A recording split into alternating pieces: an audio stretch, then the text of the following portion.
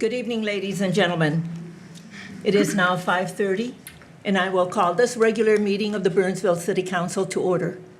It is our tradition to stand for a moment of silence, followed by the Pledge of Allegiance, and we invite you to join us.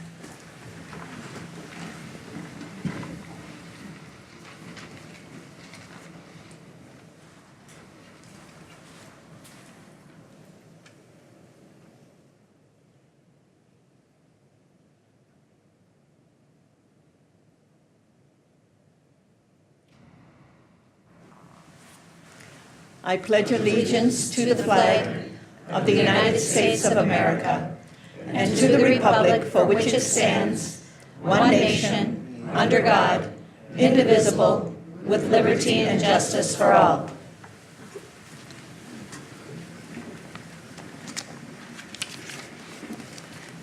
We have announcements and 3 proclamations this evening. Our announcements have to do with all of our upcoming meetings. Council meetings are scheduled on Monday. This is the only reason we're having a Monday meeting for our council meeting on November 5th, and that is because of election on Tuesday, and we're not allowed to hold meetings on election day, and it will be at 5:30. Then the next council meeting is on Tuesday, November 20th at 5:30. We have a work session that's scheduled for Tuesday, October 23rd at 5:30, and then we have a special work session on Wednesday, October 17th at 1 p.m. And this is for the city manager interview, and that's in Conference Room D. All other meetings are held here in the council chambers. We're in the midst of budgets, and so here's the schedule of our budget hearings. Department budget presentations are Tuesday, October 23rd at 5:30. We have a budget work session on Tuesday, November 13th at 5:30. Another budget work session on Tuesday, November 27th at 5:30. And then we adopt the budget and the final levy on Tuesday, December 4th at 6 p.m. So some announcements, just so that everyone knows. We have hearing assist packets, and they're outside if you need them. We also have conference room A and B open for overflow, and it's being streamed in those 2 conference rooms if you need to sit down. So they're being streamed out there as well. So the first proclamation is for Community Media Day. Whereas the sharing of ideas and information helps to build common understanding and common values within a community, and whereas access to information in today's media environment is critical for the healthy functioning of our community. And whereas community media organizations provide a means for diverse communities to tell their stories, hear each other's stories, and create news stories together. Whereas community media organizations provide information to the community that is not covered by mainstream commercial media. And whereas community media is an important resource for participating in local democratic policy and process, just as we're doing this evening. Whereas community media connects community organizations, schools, and local government to their constituents. Whereas communities will benefit from increased general awareness of viewing audience for the creator of media content created by for the community. Now therefore be it resolved that I, Elizabeth Couts, Mayor of the City of Burnsville, on behalf of the City Council, do hereby proclaim October 20, 2018, Burnsville as Community Media Day. Be it further resolved that Burnsville Community Television plays a vital role in the building of our community by encouraging conversations, increasing discourse around policy, sharing information, and providing training and public programming opportunities that improve the lives of our residents. Proclaimed this 16th day of October 2018. The next proclamation is for National Breast Cancer Awareness Month. Whereas National Breast Cancer Awareness Month was established to increase awareness about the disease and the importance of screening and early detection. And whereas 1 in 8 women will be diagnosed with breast cancer at some point during their lifetime, And the American Cancer Society estimates that more than 250,000 new cases of invasive breast cancer will be diagnosed this year.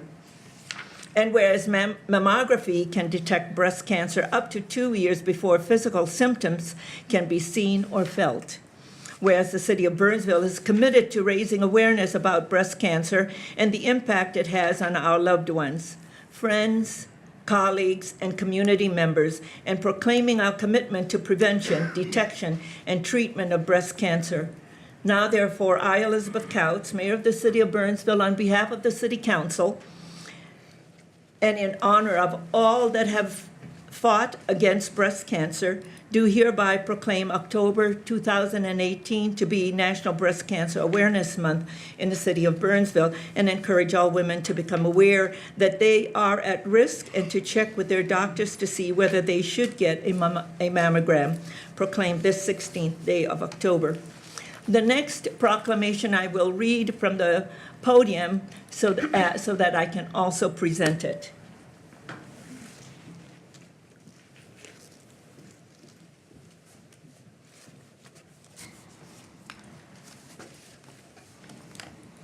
It is our tradition in Burnsville to recognize when achievements are made, whether they're 50th anniversary for a church or for a business, or a 100-year-old birthday for one of our citizens. So in Burnsville, we have a community of Czech and Slovaks who are celebrating the 100th anniversary of becoming a republic. So this proclamation is for those of our citizens who have asked that we recognize what has been done.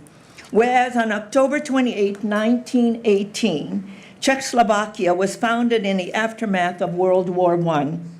And whereas the citizens of the Czech Republic and Slovakia have struggled towards national self-determination and democracy, and whereas it is the inalienable right of every people to organize their own government on their own principles, and whereas these beacons of a better future in a peaceful world give hope to those who still yearn for freedom, and whereas all Americans of Czech and Slovak descent celebrate and support liberty. Now, therefore, I, Elizabeth Couts, the Mayor of Burnsville, Minnesota, do hereby declare Sunday, October 28, 2018, as Czech and Slovak Day in the city, and urge all to resolve on this day to recognize the pride and progress towards self-determination and democracy of the Czech and Slovak people as they continue a republic with freedom of religion, speech, and press, the rights of assembly and petition, separation of church from the state, universal suffrage, and equal rights for women, proclaimed this 16th day of October 2018. And if Ms. Blanca Brichta would come and accept this for the community. Thank you so much, Blanca, for being here. Thank you.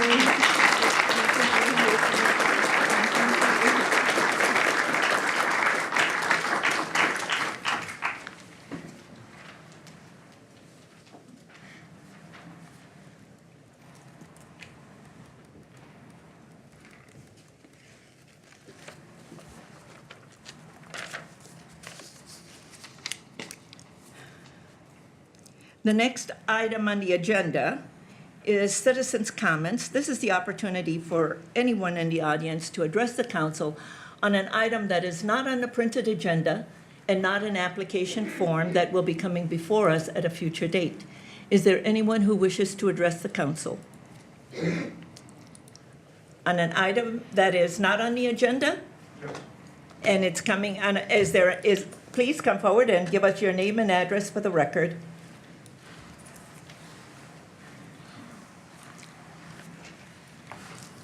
The name is Phil Anderson. I live at 15020 Oakland Avenue South.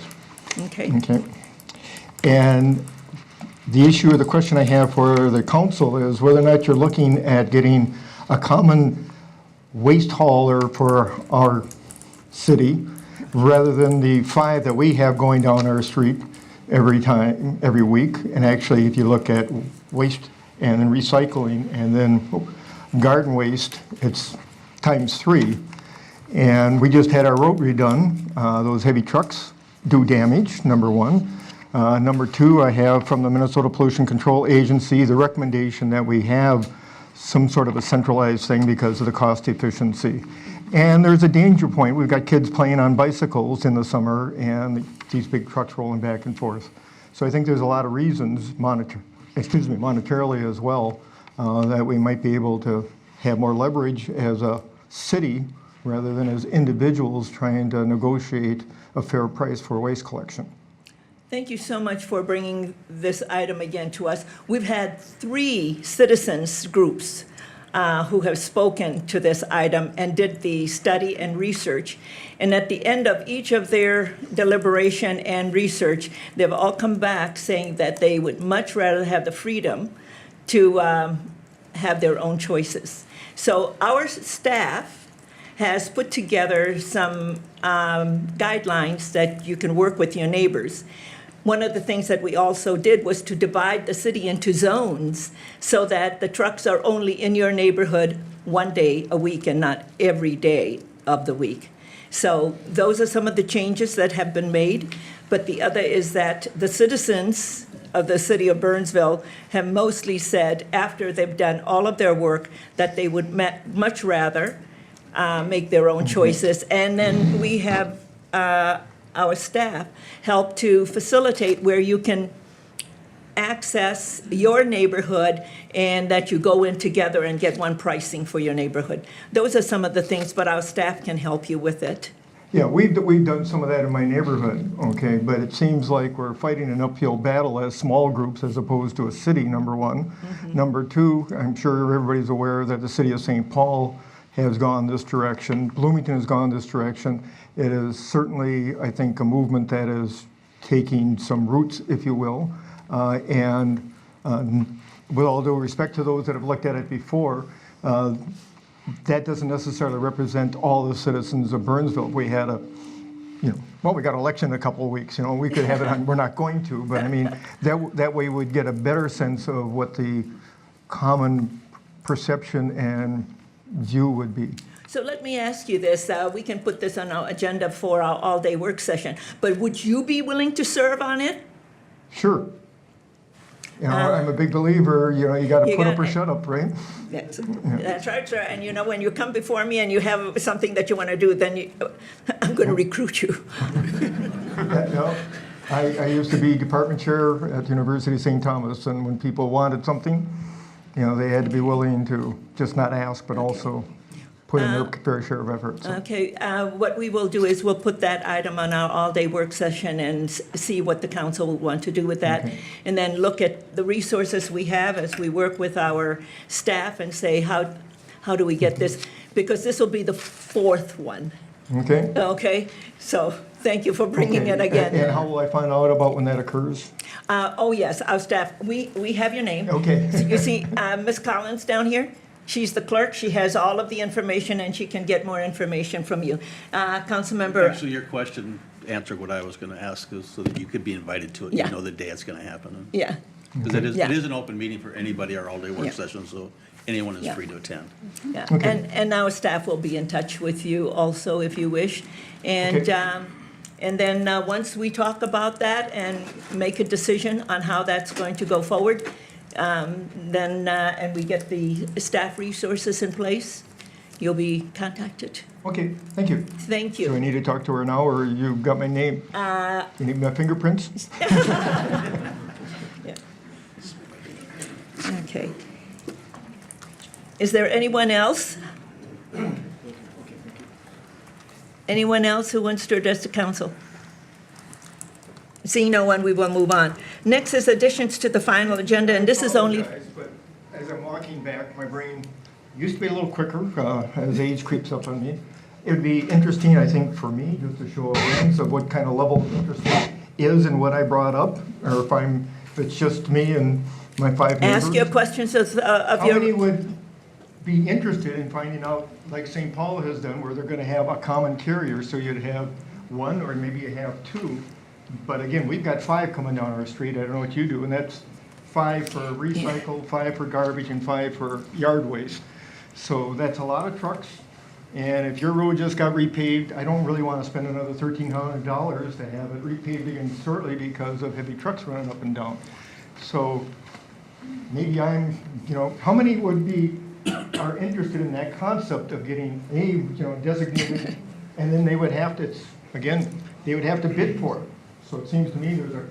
Okay, there is a few, so we'll move on because we have a big agenda. Thank I just wanted to you. get some general sense of. Yeah, okay, thank you.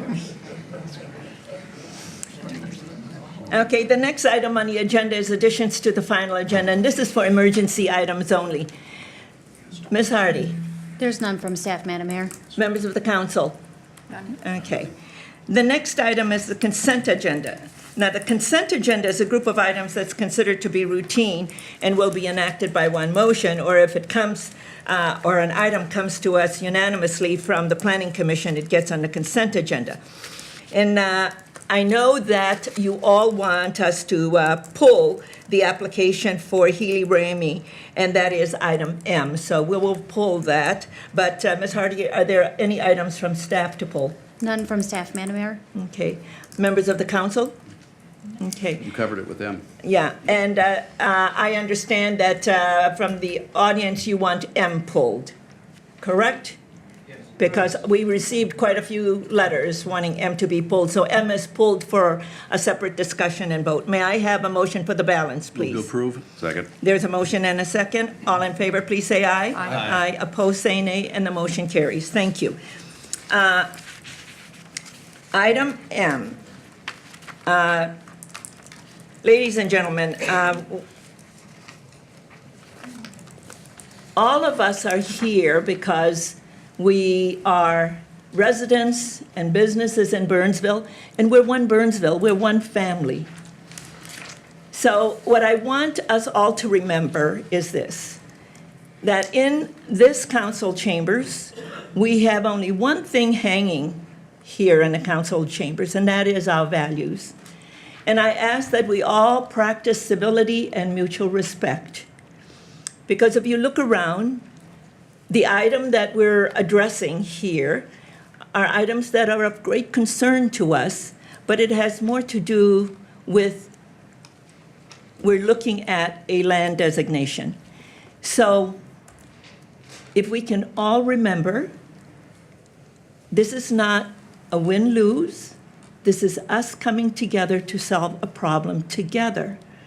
And if we all do it respectfully and with civility, and know that we will make sure that our community continues to be healthy and viable and attractive.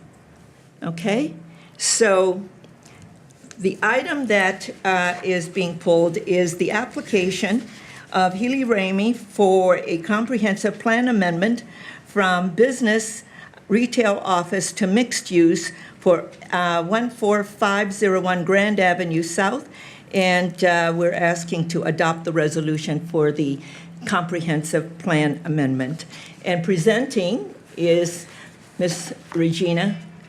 I do have a Yes, presentation Dean, prepared. I'll yes. walk over. Ms. Dean.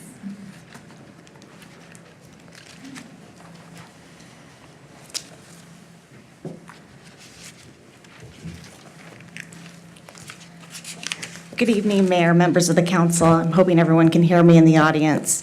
The specific proposal is for a land use change. The specific site is generally south of County Road 42, immediately east of I-35E, and just north of South Cross. The property is currently vacant and has been for quite some time. The current land use is business, and the proposal is for mix, which would allow for multifamily housing. This gives you an overall perspective of the surrounding zoning. Just as a reminder, this proposal before you is only for the land use change. And then just a map showing the existing and the proposed land use change in a map format. There was a conceptual plan that went along with the application, just showing how the property could be used in the future. We have apartment uses as well as future townhome uses within the site. Just as background, some timeline history for the council and for the audience. A concept plan was first seen before council in a sketch plan format back in July of 2017. Council at the time there was consensus of support for the request. Again, that was just in conceptual format. After that meeting, because there was this was posted, on our city website. There was coverage within the local newspaper about the proposal. The neighborhood heard of the potential concept, and the mayor and myself were formally requested to attend a Night to Unite outing. Now, this is probably the first time as a city planner I've ever been invited to Night to Unite specifically. Usually everyone wants to see the cool fire trucks and the police cars and the mascots, but we specifically were requested and went to the neighborhood to visit with the Homeowners Association of Chateau, which is the cul-de-sac immediately to the northeast of the vacant property. In September of 2018, or actually before that, we received the application. As projects come in that abut neighborhoods, city staff direction is to host a neighborhood meeting. We have the applicant host, city staff attends to provide feedback within our staff report.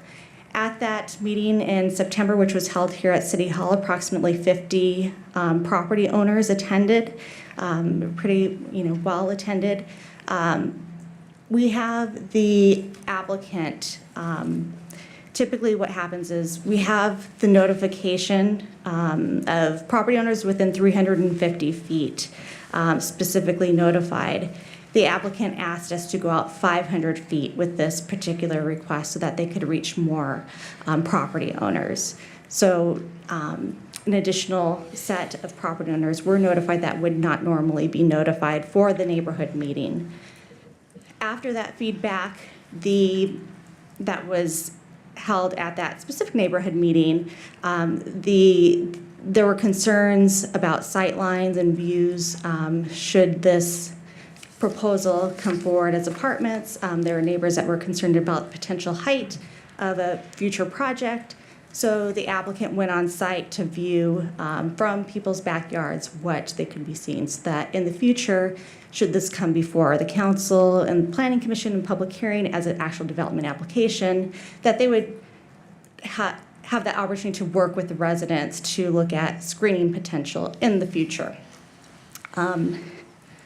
Because there were additional comments and some questions that were unanswered at that initial September 5th neighborhood meeting. An October neighborhood meeting was held here at City Hall as well. Approximately 10 property owners attended that for follow-up question and answer opportunity. Now, just as a reminder, this is just for the land use change before you tonight. There are next steps that are that would follow this should it be approved tonight. An EAW is required as part of this based off of the number of units that are proposed, and that is currently underway. It will be published in the EQB Monitor, which is required by the state at the end of the week. This will also be required to go in front of the Metropolitan Council for their review. It'll be a full review as part of their comprehensive guide plan amendment change. The Met Council is looking at regional impacts to sewer, water, traffic, parks, and open space, again, from a regional perspective. And after that, a city council resolution is required. If all that gets approved and goes through the process, then we expect a development application to be before you. That's where the details will be presented about architecture, parking, landscaping, all those specific details about shoreland and wetland, although you'll see some of that information come through as part of that EAW process as well. Planning Commission, as stated before, did recommend approval 5-0. to change the comprehensive land use, and this is the 2030 plan, from business to mixed use. With that, if there's any questions or if you want me to expand on anything within the background report that was before you, I'm more than happy to answer. The applicant is also in the audience if there are specific questions. Okay. Councilmember Keeley? Just one point of clarification for everyone in the audience and all of us as a reminder. Can you explain what an EAW is and what that process entails? EAW stands for Environmental Assessment Worksheet. There are certain thresholds that are required by state statute that require additional environmental review. Things that are looked at are traffic, noise, air quality, wildlife, stormwater, wetlands. The applicant's required to provide information regarding all of these aspects. For example, a traffic study, wetland determination information, a whole series of information that's published on our city website. Copies are available at various agencies. We notify a whole list of different jurisdictions to provide comment. The public's open to comment. We take that information and synthesize that for council to make a final decision. I don't know if Joel wants to expand any further on that. It is a specific process, though, that's required for this particular request. Thank you. Could you just clarify what triggers an EAW on this particular project versus other projects that we've dealt with that didn't have one? What was the reason that the EAW was triggered? So the specific number of units and the net density triggers the EAW in this case.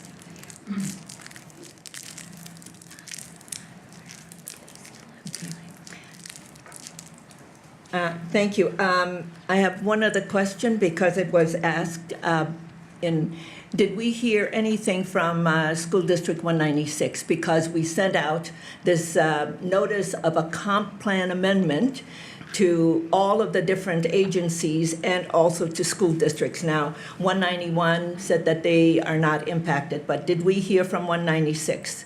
Mayor, to date, we have not heard anything from District 196. Now, part of the comprehensive guide plan amendment to the Metropolitan Council, we are required to notify adjacent jurisdictions. There's 22 jurisdictions that we notified. 7 to date have responded.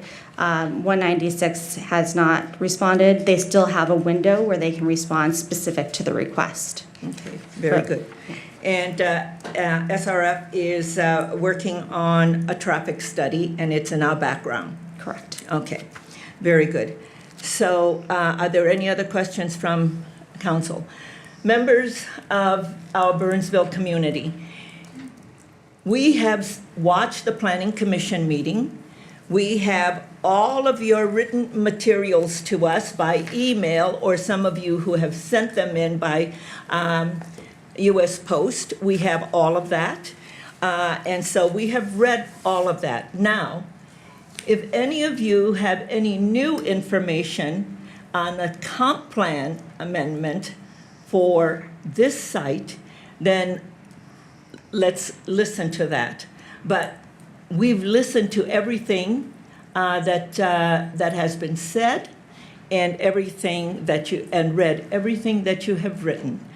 But remember one thing, this is only a land use designation, but I want you all to also understand that we in the city of Burnsville have great plans in place that protects our environment, protects our water bodies.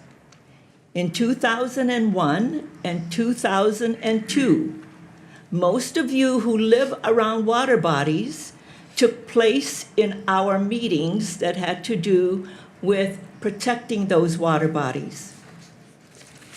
And out of those discussions, we all put in place measures.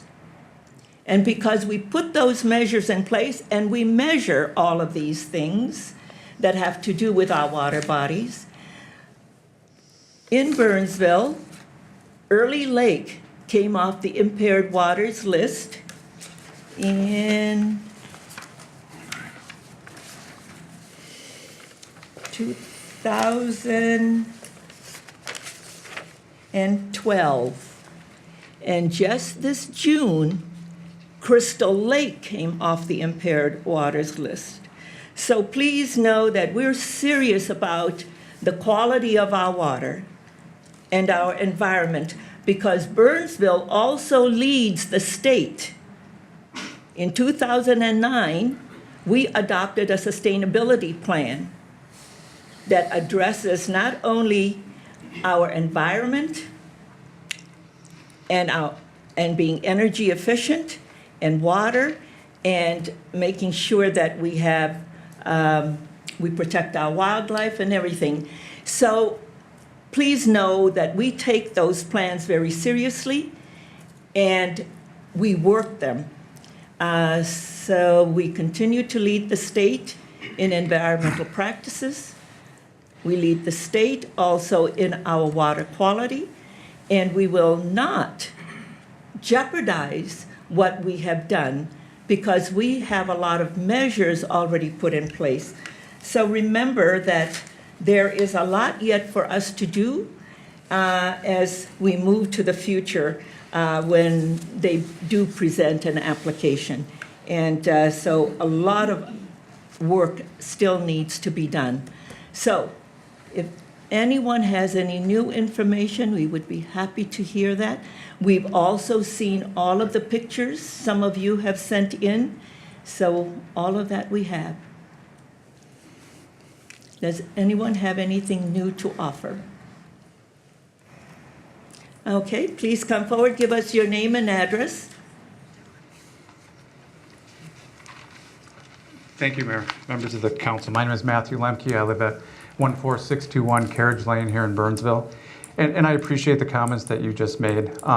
However, our concern, many of the concerns of my neighbors and people that I've spoken with that didn't have notice of what was going on, are just now finding out about what's going on, is that this is not just a first step, that this is a final step, that the rest is a rubber stamp, and the only say that we're going to have going forward is maybe around the edges of what some of this project looks like. But at the end of the day, this is still going to be a high-density project that doesn't fit in our neighborhood, in our estimation, and the way we view things. So I really do hope, and I have no reason to doubt you, that you have taken into consideration the letters that you've received. I think you'll be receiving more. But I just want to let you know the conversations. My wife and I actually walked around our neighborhood to talk to our neighbors and find out who knew about this project.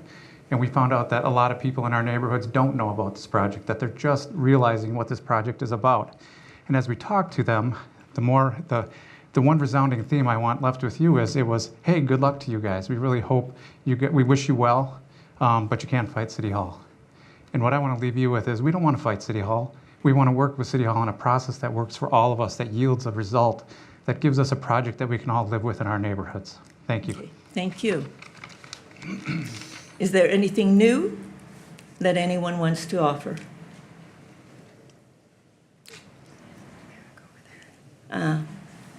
Okay, yes, please. Good evening, Madam Mayor, council members. My name is George Bowles. I live at 14604 Plymouth Avenue. I've been a resident there for 15 plus years. What I would like to add to the conversations is the traffic study that has been done to date. In our opinion, is more of a generalized, based on tables and books that have been compiled throughout various years around the United States. It does not specifically address the intersection at 42 in Plymouth. That is a very, very congested traffic signal because of the 35E and 35W and County Road 42 intersections, which is managed by multiple traffic lights, which is unfortunately managed by various municipalities, including the county and the state. It is not uncommon to sit there for 3 or 4 minutes in the morning trying to go to work or take children to school. And that is simply for just a handful of vehicles leaving a very, very single-family oriented neighborhood. Our concern is that along Grand Avenue, there's going to be 700 plus vehicles added to this proposed development. in addition to the senior housing development that is currently underway. That, in my estimation, could potentially put in excess of 1,000 vehicles trying to leave a very constricted area in a short period of time. It's single-lane traffic along Grand Avenue. It's a road that is in need of additional development. It is starting to deteriorate, and that amount of traffic is only going to compound the problem. And then lastly, of course, that speaks to the issue around safety, concerns of children, concerns of buses, and people trying to get to work. And lastly, as Mr. Lemke noted, our values around that area are based on single-family housing. It's a very, very nice community, and it has a lot of nice green space. There's a lot of wildlife. It's a very, very nice open area, and I don't think anybody who lives in that area ever thought of it being a high-density, a very high-level storied apartment complex, which, to put it in perspective, is going to exceed the size of the Woods development, which is across from Byerly's, which is very close to us. That is a very large area, and if this goes through, basically our community of 66 houses is going to be surrounded by apartment complexes. It's going to look like more of an inner city neighborhood. And the last thing I want to leave everybody with is we were obviously opposed to the Berean development. One of the reasons why is historically promises made to the city council were never followed through or kept. The Berean insisted that they were going to have monitors throughout all of their events. They do for services over the weekend, but they do not do that during the week. They also noted that they would not turn this into a 7-day-a-week event. They have already done that. And they also said that they were going to keep up the aesthetics of the area. There is an oversized drainage pit, which frankly looks like a drainage pit. It is very ugly, and it is very, very unsightly. And I just want to point that out simply because I do believe that when people come before the council trying to do development, which is in their best interest monetarily, that they will say things that are not necessarily followed through to fruition. And that's what I want to leave with the council with this evening. Thank you very much for your time. Thank you. Thank you. If there is new information, we're happy to hear it. If there's new information. New information? Yes, please. So if, let's see, if you can all line up over here so that we can, I think there are 2 other gentlemen who wish to speak. Yes, please give us your name and address for the record. My name is Bill Karstens. My wife and I live at 14800 South Point Curve. We are about 3 blocks south of the proposed zone change for the block of land adjoining South Cross and Grand Avenue. And I'm going to cut my comment short because some of the other people have said the same thing, and I don't want to waste a lot of time. But we did not, maybe we're not tuned in, but I did a short survey on our block last night. We all received this flyer last night explaining the zoning change and what was proposed, and not one person that I talked to last night had heard about it. So like I say, maybe we're behind the curve, but if we are, shame on us. But anyway. Thank you. The comment I'd like to make is that if you add up the number of units that are proposed for this area and multiply them by 2 people to each unit, living in each unit, that would be a little over 900 people. And if you move that up to 3 and 4 plus units, you're talking about 2,000 people. And it's a little bit of a shock to think that all of a sudden we're going to wake up one morning and we got 2,000 new neighbors. Now, I'm not saying that's good or bad, but what I am asking the council to do is to postpone the vote on this proposal until some of our citizens can meet with some of this city officials and discuss it further so we can both be happy with the results. Okay, thank you. And I thank you. Thank you. Okay, new information? I'd just like to share, I live at 170 Carriage Lane, and like these gentlemen, I had no clue about what Okay. you guys are doing until just Sunday.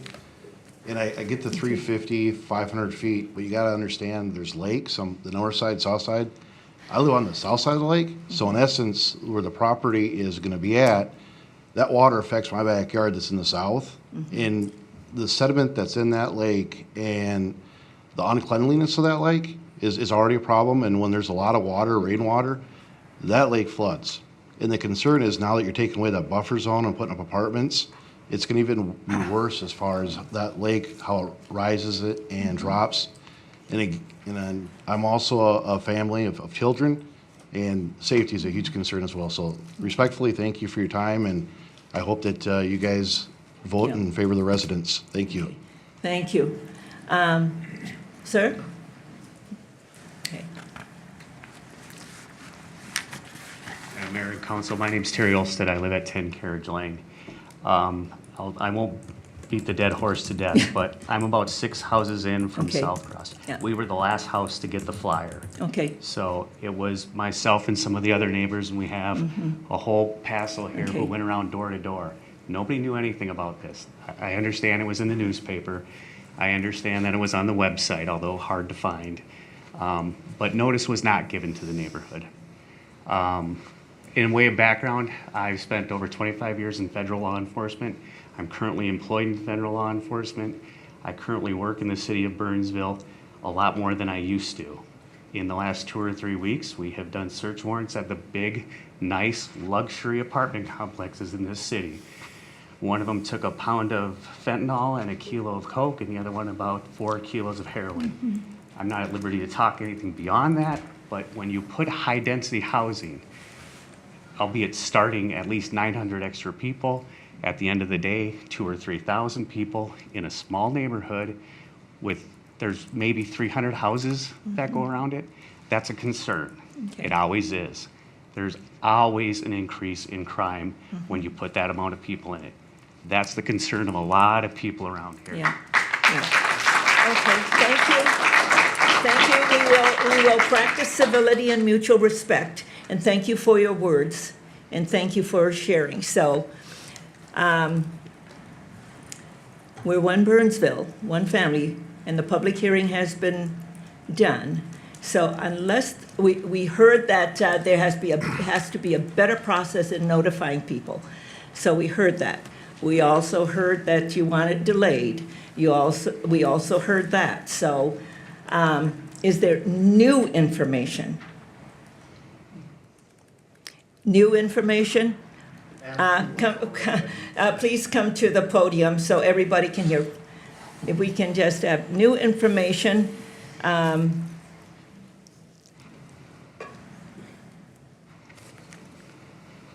Bernie DeMaster. I live at 70 Carriage Lane, and somebody already talked about the water situation, the flooding situation. Anybody that wants to see what 6 feet of water looks like in my backyard, I have pictures. And 1 to 2 foot events several times this summer are common. Okay. So we need to look at if that may be addressed by the environmental part of the thing, but you already have a major water problem with the north and south twin, and this will just really add insult to injury. Okay, thank you so much. Thank you. Okay, new information? If it's new information, it'd be great, but if it's repeating what we've already heard, or what has already been said, what already has been written and sent to us, we know that. Yes. Yeah, yeah, yeah, yeah. Thank you. Okay, sir. I have no new information, Madam Okay. Mayor. I have a question. Sure. What benefit to Burnsville does this development have? Okay. Thank you. Thank you. Okay.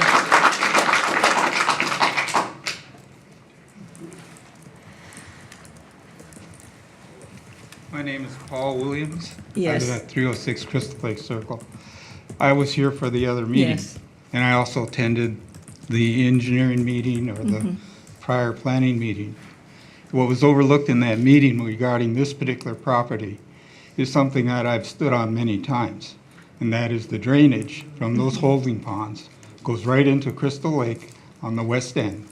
How are you going to manage the flow of that water when you're already talking about adding other surface water coming in that can't be managed because of the other environmental thing you're doing with West End Park.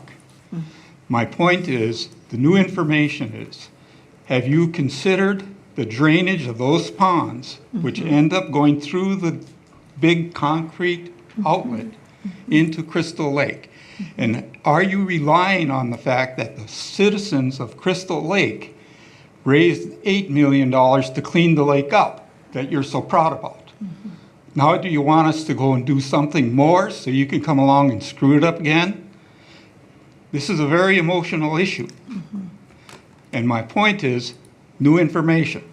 Did you consider the impact to Crystal Lake because of the continuous drainage problem from the high area by Breen all the way back to the lake? Okay, thank you.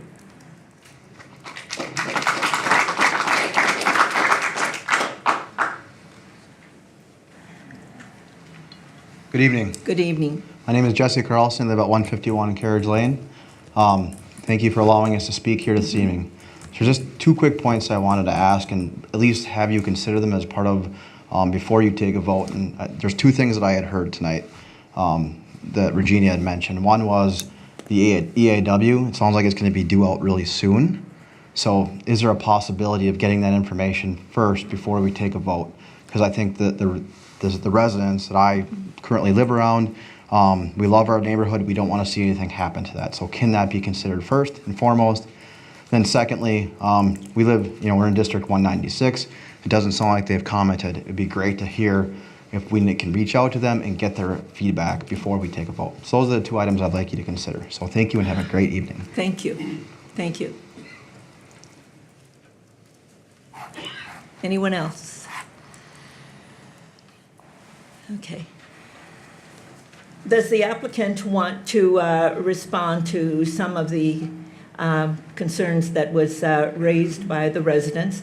And then also to look at, I think it was the EAW, the traffic, the water, the environment, and the mass of the building, and also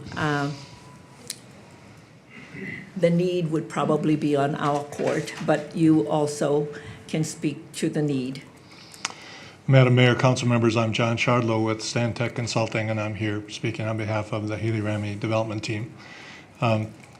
It's disappointing to me that we sent out notices to people within 500 feet and so many people apparently didn't get it. That would have been better to have this conversation when we could have the opportunity to make a more complete presentation of a proposal. I think it's important for everybody to start with the understanding that people have a right to develop their land. And the land is designated currently office right now. So the applicant could come in with a proposal for office, and that would result in some impervious surface, which would result in runoff. That would need to be dealt with engineering plans as we went through that process. So we're not comparing something to nothing, we're comparing something to something else. I also read the letters that were sent in, and there was a lot of confusion about the numbers, a lot of inflating about the number of people per unit. I think if you look at very reliable information based upon the Metropolitan Council's census data right now, the number of people living in housing units, especially an apartment building like this, would be less than 2 per unit. It's also true that apartment buildings, especially high-valued apartment buildings, yield substantially fewer school-age children than do single-family homes.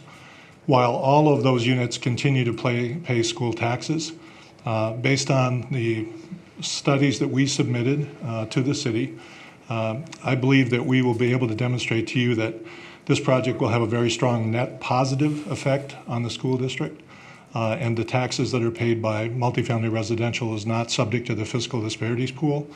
So it has been found, and you can check this with your financial advisors, to be one of the best tax ratables of all of the land uses in the city.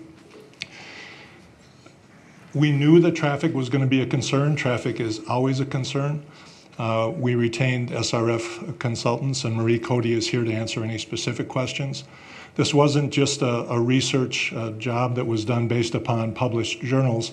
They went out and measured the existing traffic, and then projected the amount of traffic based upon very comprehensive summary of the number of trips to be generated from these types of units, and then analyzed the capacity at each one of the intersections that will be affected by traffic from this development.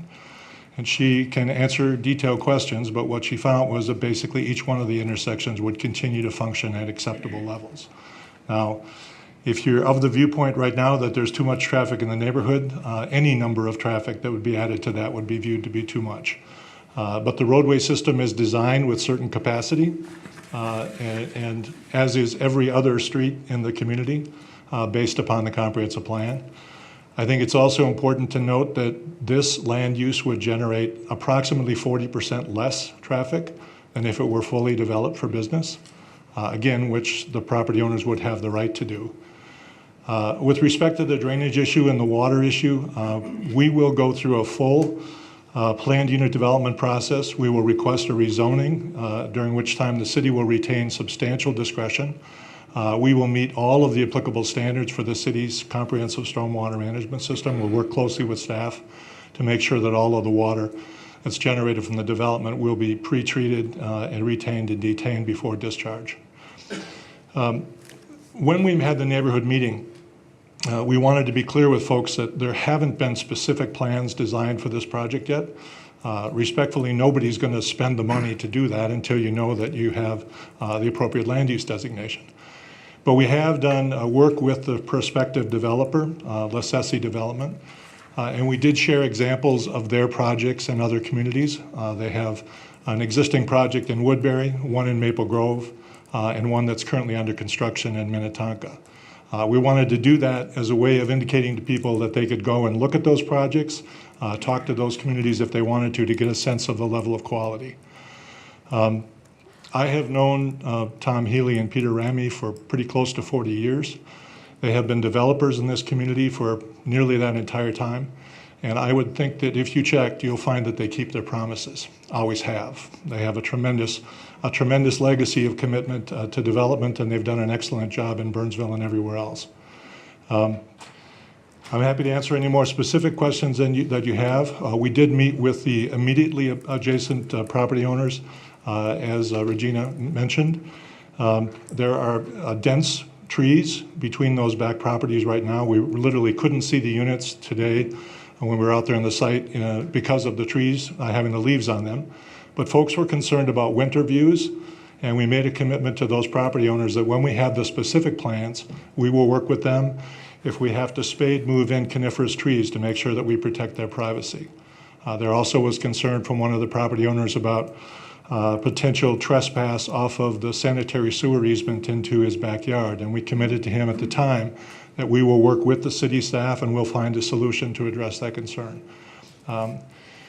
When we come in with the planned unit development is the time when we'll have all of the detailed plans to answer a lot of the detailed questions. We'll also have a definitive project that we can look at from a more detailed traffic standpoint. And if there's necessary off-site improvements to deal with existing problems that we'll be contributing to, the developers certainly be willing to put their fair share of contribution toward those solutions. Happy to answer any questions that you may have. Marie Cody is here from SRF, Brady Busselman from Sambatech, and others. Can you address the EAW, because there was a question regarding the EAW and that if that isn't complete, but if you can address it. The EAW is complete, and we certainly can share it. It will be officially published, but we can certainly make it available.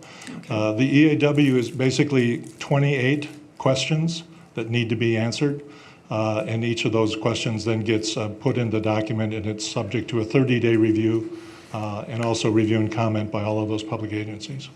Okay, very good. Yes, Mr. Ebling. Pardon me for interrupting, Mr. Charlotte. Craig Ebling, also on behalf of Healy Ramey. Just a fact issue, that the site does contain significant rate control drainage features already that has planned for future development. But in response to one of the other testimony, I believe Public Works Director Peterson can verify this, but the site is not tributary to Crystal Lake. It is instead tributary to the Minnesota River via the other the other ponds. But just so everyone understands, with respect to Crystal Lake, is that the site does not drain to Crystal Lake. Yeah. Thank you. I was going to ask Mr. Peterson to do that, but Mr. Ebling has done that because I know that Twin Lakes, in terms of our water management process, goes through early and then over to Sunset into the Minnesota River. Correct? It's all part of the same system, but Yeah. Crystal Lake is upstream. Upstream. Yep. And this is. But South Twin and North Twin, you Yeah. would definitely could say is tributary to those two lakes. Yes. Okay.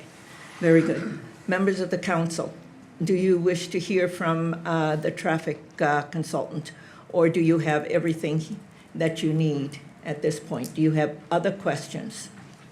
Councilmember Keeley. I think in light of the problems with notification and the fact that many of the folks are here and hearing for the first time, that I think we owe it to them to provide all the information that we can tonight. Okay. I would like to hear from the traffic and the other. Okay, very good. Did you want to speak again, Councilmember Keeley? No, I just thought I turned it back off. Oh, okay, very good. The traffic engineer, please come and speak to the traffic study and how you did that.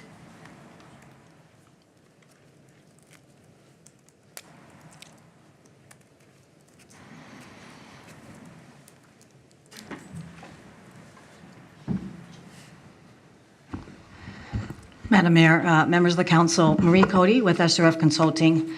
Some of this will be a repeat of what was just presented. I just want to start with the traffic study that was done for the proposed development was a very detailed traffic study. The purpose of the traffic study is to identify what the impacts are on the adjacent roadway system for the peak hour of the residential use. So for starters, we took a look at existing conditions. We looked at several of the adjacent intersections, specifically 42 at Plymouth.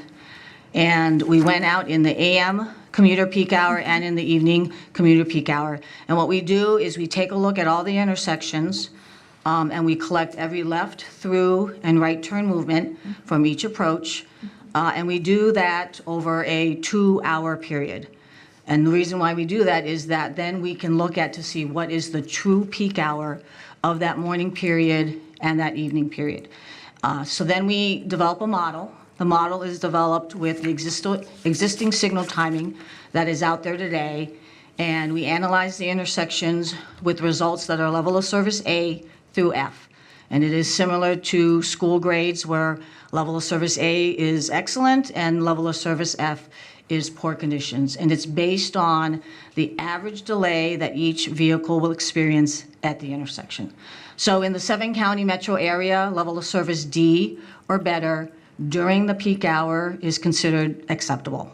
So based on the existing conditions and the model, it does include every left turn. So if there's double lefts, the number of through lanes and whatnot, the results of the existing conditions that all intersections operate level of service B or better. Then on top of that, we looked at future conditions. So we did do a trip generation estimate. And these ITE manual, this is the manual that is used across the United States. This is the manual that is used for all traffic studies, St. Louis Park, Eden Prairie, we've done it for the Mall of America, but you estimate the trips generated based on the number of units that are in the proposed development during the AM and the peak hour. So then you place those trips onto the model and you rerun the model. The model for future conditions does take into account a background growth. So typically 1% to 2% if you have through volumes on 42, that does increase over time. And then we did also include the Silverstone development. We did add on additional trips for that. So then we analyze usually 1 year after development, and the results of that study indicated that during the AM and the PM, you have all intersections operating at C or better. Now I know that there are some concerns with the church on a Sunday and Wednesday evening, which is typically with classes for related to the church. So again, you have to remember that the analysis is done for the peak hour of residential, which again is that commuter peak hour, is what we looked at. The other thing that I wanted to comment on is we also look at capacity from a daily standpoint. And so through your comp plan process, you know that there are different functions of roadways. You have your major collectors, you have local roadways, and the Grand 145th Plymouth Road, that roadway is a two-lane collector. And from a planning level standpoint, to have a level of service B, a two-lane collector can handle 6,500 vehicles per day. So today, that two-lane roadway ranges from about 1,600 to 1,800 cars per day. So we also looked at the daily trips that would be generated by the proposed development, and adding that additional trip of 700 to 900 cars, you're still well below the 6,500 daily volume. So we did both of the analyses. We wanted to make sure from a daily capacity and the peak hour, and they are aligned to say that the roadway system can handle the additional traffic from the proposed development. Okay. Any questions for Ms. Cody? Councilmember Keeley? Could you clarify your comment about the Silverstone project? It's the senior housing. So when we build the existing model, we were given information on the number of units for the retirement community, and then also the square footage for the medical dental office building that's on site.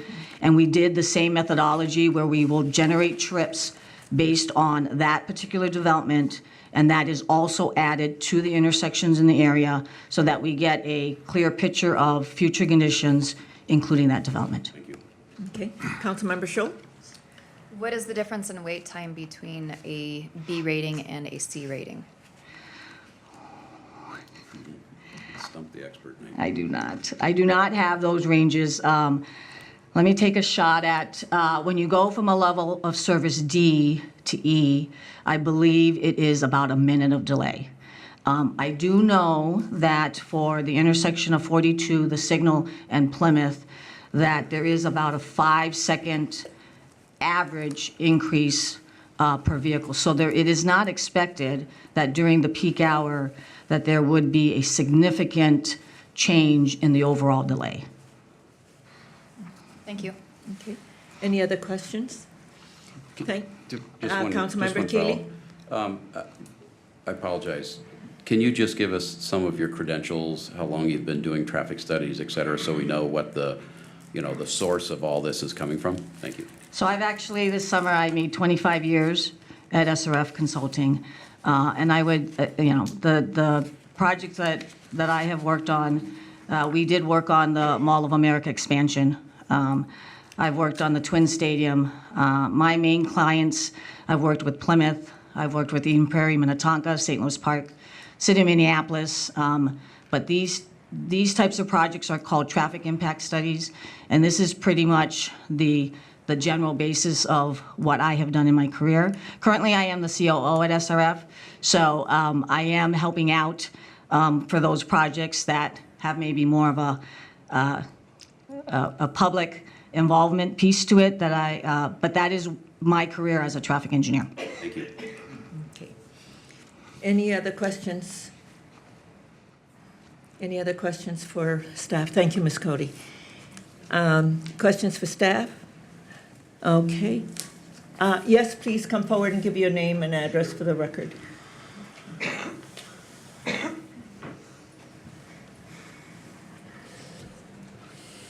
My name is Mike Young.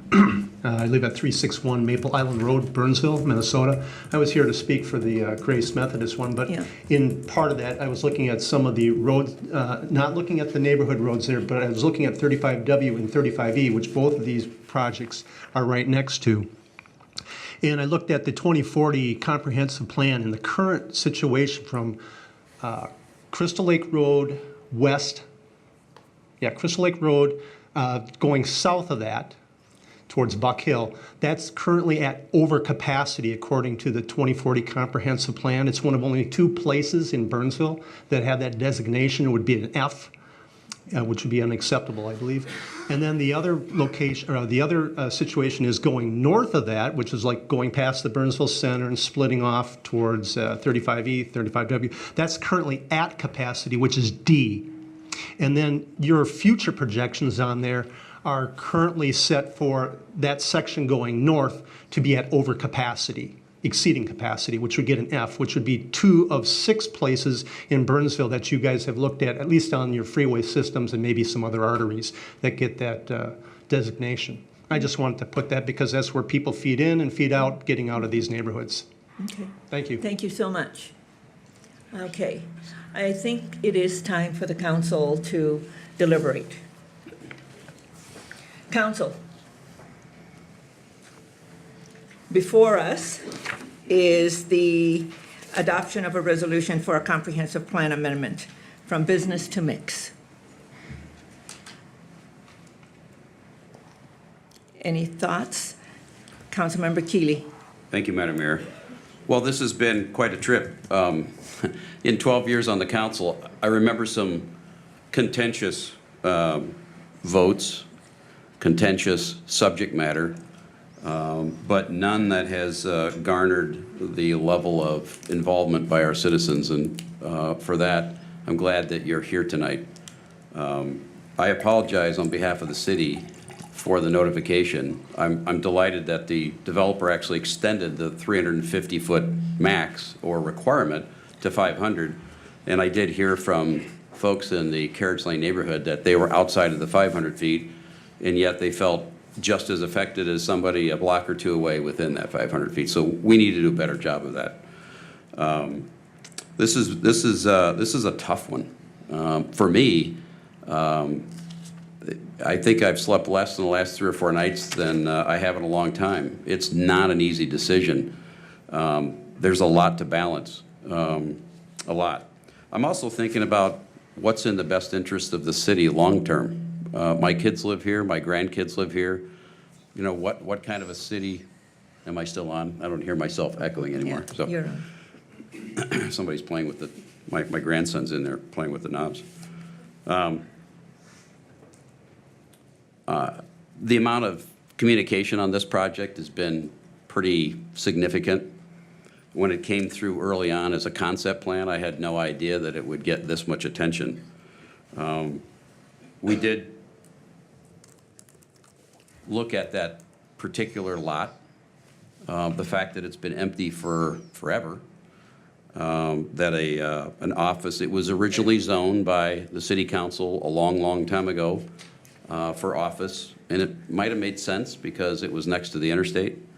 The Goat Hill slope there is quite dramatic, and it makes it very, very complicated to build anything on that site. For me, a lot of news came out of the Planning Commission. That was a nice 4.5-hour viewing session that I hope many of you got a chance to watch. The traffic expert, I think, certainly addressed one of my concerns. The EAW is going to, and it's done, is going to address another one of my concerns, and that is the preservation of a lot of green space that exists there now. We did have a study that was circulated that we can make public about the impact. There was some concerns. And by the way, I have a lot of friends that live in the Carriage Lane neighborhood. And they've reached out to me and talked to me about their concerns over the last couple weeks.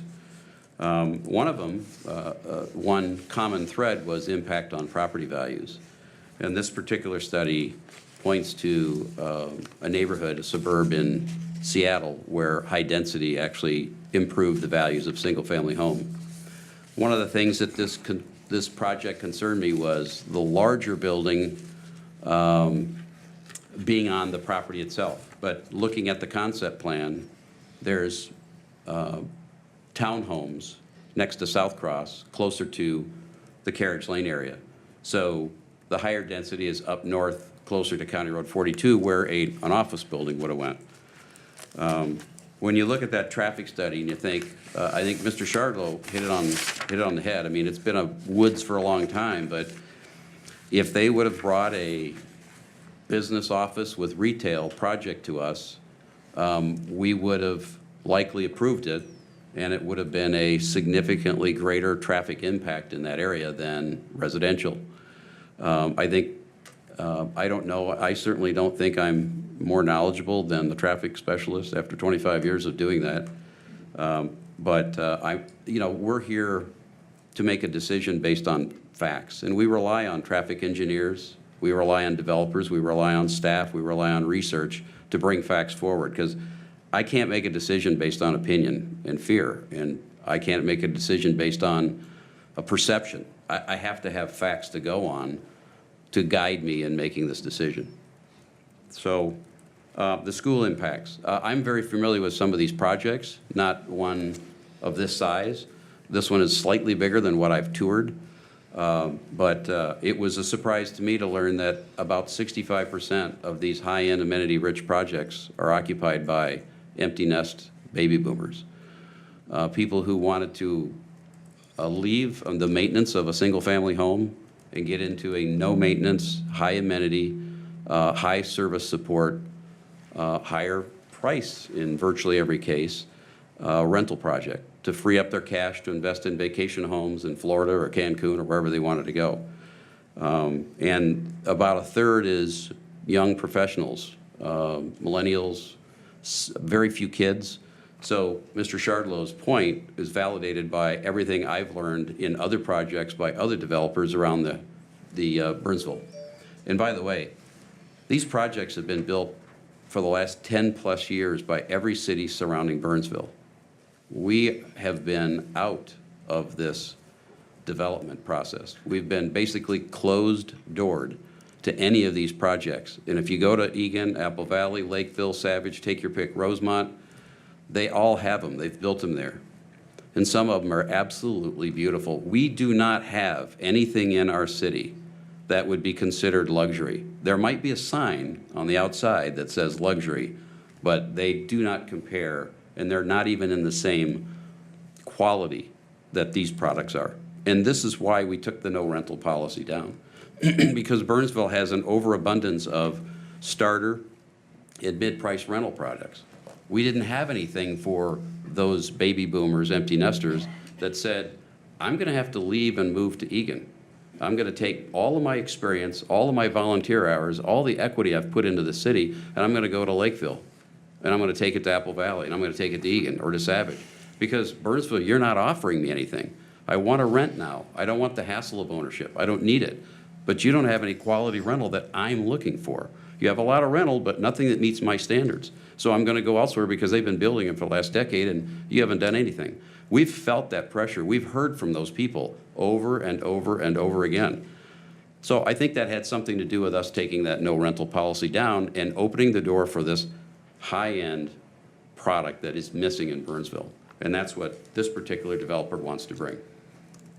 So with that, I believe, and it's going to make half the people that are listening unhappy and half the people or less happy, that in the best interest of our city, especially with all the thresholds that they have to go through, and we haven't even looked at the building, we haven't even looked at the design, we haven't even looked or addressed any of those issues. We're only dealing with changing the land use because no one's going to build an office there. It's been empty for, we're over a 50-year-old city and there's never been an office building there. And by the way, just a side note, in early 2000s, a condo project, high-density condo project, was brought forward. And it would have been approved had the developer continued to move forward. But in that period of time, the way the market was changing, they decided to pull out. And no one has come back with anything anywhere like it. So this could have been already developed about 15 years ago as a high-density condo project. The only reason that I think Healy-Ramey is bringing a rental instead of a condo today is builders aren't building condos. There was some law changes. There's been HOA lawsuits galore around the country. And builders, quite frankly, don't want to touch a condo, owner-occupied. We would prefer you owner-occupied, but the market is saying we don't want it. And with the tax law changes enhancing standard deductions, a small home mortgage interest deduction is almost negated by a large tax deduction. So rental is even becoming more popular, spurred on by that. So that when you really pull in, do the research, and do all the gather all the information, it's difficult to say no to something like this, especially as long as we, and as Mr. Shardlow pointed out, we're going to hold them accountable for a lot of things if this happens to pass tonight. I will be voting in favor of it, and I know some of you are going to be very upset with that. And I have to live with that, but it's the job I've got. It's the job that you elected me for, and hopefully you'll look at the last 12 years of decisions and not just one. Thank you. Councilmember Coughlin. I agree with all the statements that Councilmember Keeley made, and I supported as well. Councilmember Gustafson. I also agree with everything Mr. Keeley said. But I'd like to tell everybody that you are being heard. And when a project comes to and we actually have a project to look at, all the things you have concerns about are going to be, we're going to ask questions on. This group is going to have to solve some of those issues before we're going to allow that final project to be built. But this change in this land use is probably the best shot that we're going to have of getting this land developed in that particular area.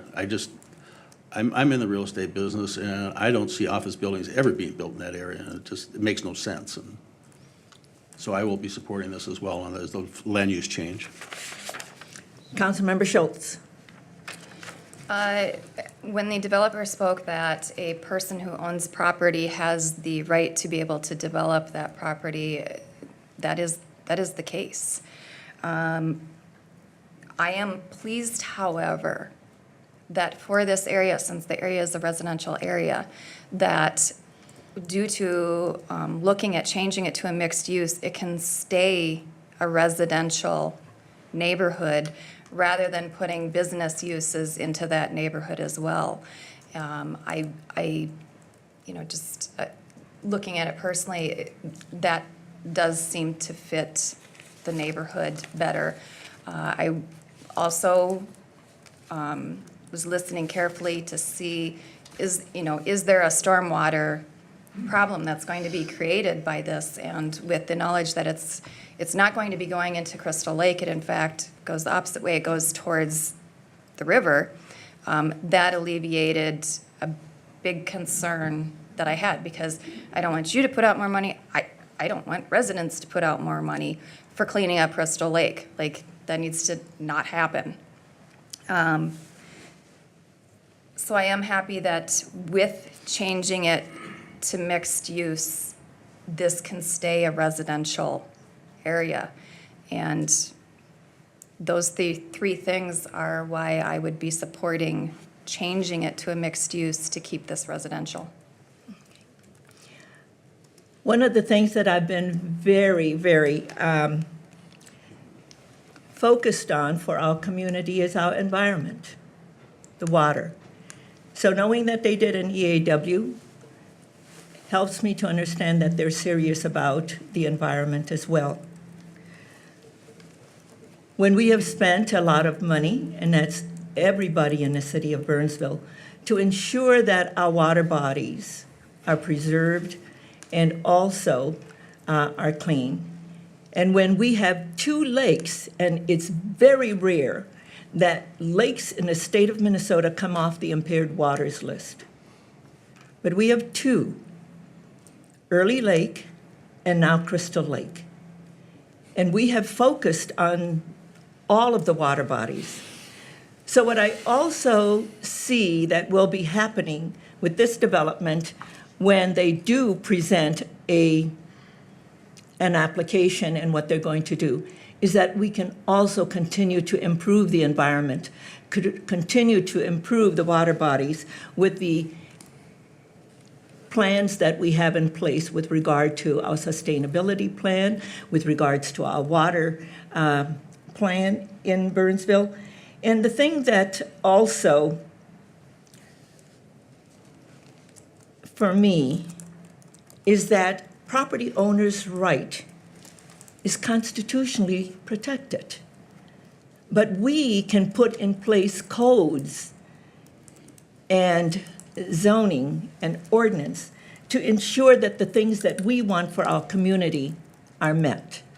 And so the environment will be addressed, the traffic will be addressed, the water will be addressed when those come in. And I'm not going to talk about the density, that's already been talked about.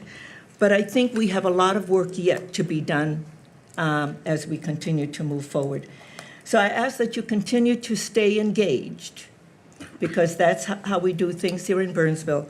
But I too, because this is a comp plan amendment, this is just a designation in land use.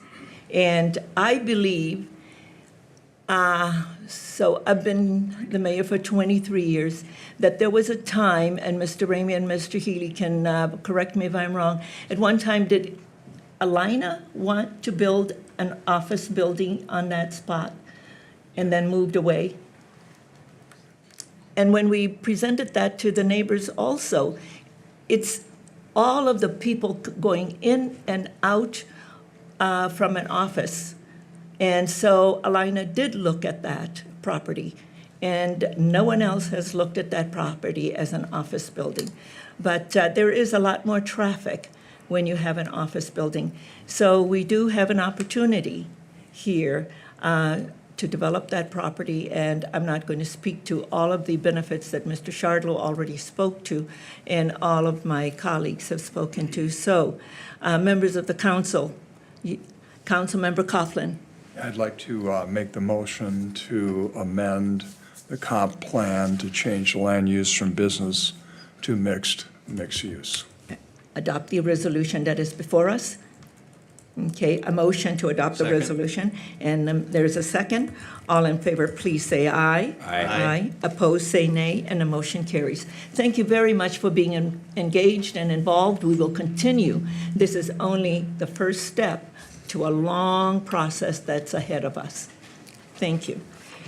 We now move to the regular agenda, and the first item on the regular agenda is the application for Roars Investment LLC for a preliminary and final plat, a zoning amendment from HOC 1 to HOC 1 PUD, and a concept and development stage plan unit development to construct a 137-unit multifamily apartment building with subsurface parking, rooftop amenity spaces, and 1,500 square feet of commercial retail space located at 7 Travelers Trail West, and we're asked to adopt the ordinance.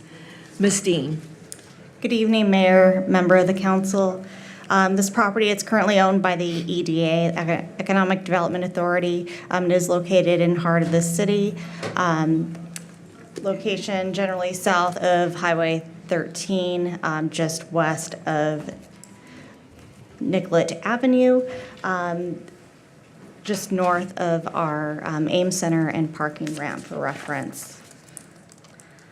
Surrounding zoning is heart of the city 1, heart of the city 2, and north is B3, separated by that Highway 13.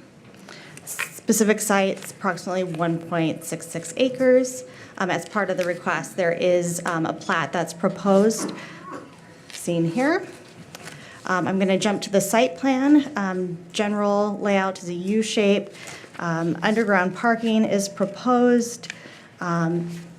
There is a proposed courtyard area, patio, and turf area just south of the building. Some surface parking, approximately 25 spaces, 125 parking stalls enclosed underground. As part of the specific request, 137 units, a mix of suites, 1 bedroom and 2 bedrooms. As stated, there is commercial space that's located on the north portion of the property. This layout shows the underground parking, locations of trash and recycling, bike parking. I do want to point out there's an area on the current plan that shows an area as unexcavated. As part of the specific planning staff recommendation, we recommended that a pool be located above ground. However, in order to meet the 1-to-1 parking standard underground, the developer wishes to use the unexcavated area for parking to meet that 1-to-1 requirement. Okay. Floor plans we can get to if you wanted to look at the specifics. I'm just going to breeze through those. The proposed elevations of high-quality material, mix of brick, stone, and glass. The PUD, there are PUD deviations. In this case, the exterior materials exceed our minimum requirements. There is a step design. The building's 3 and 4 stories.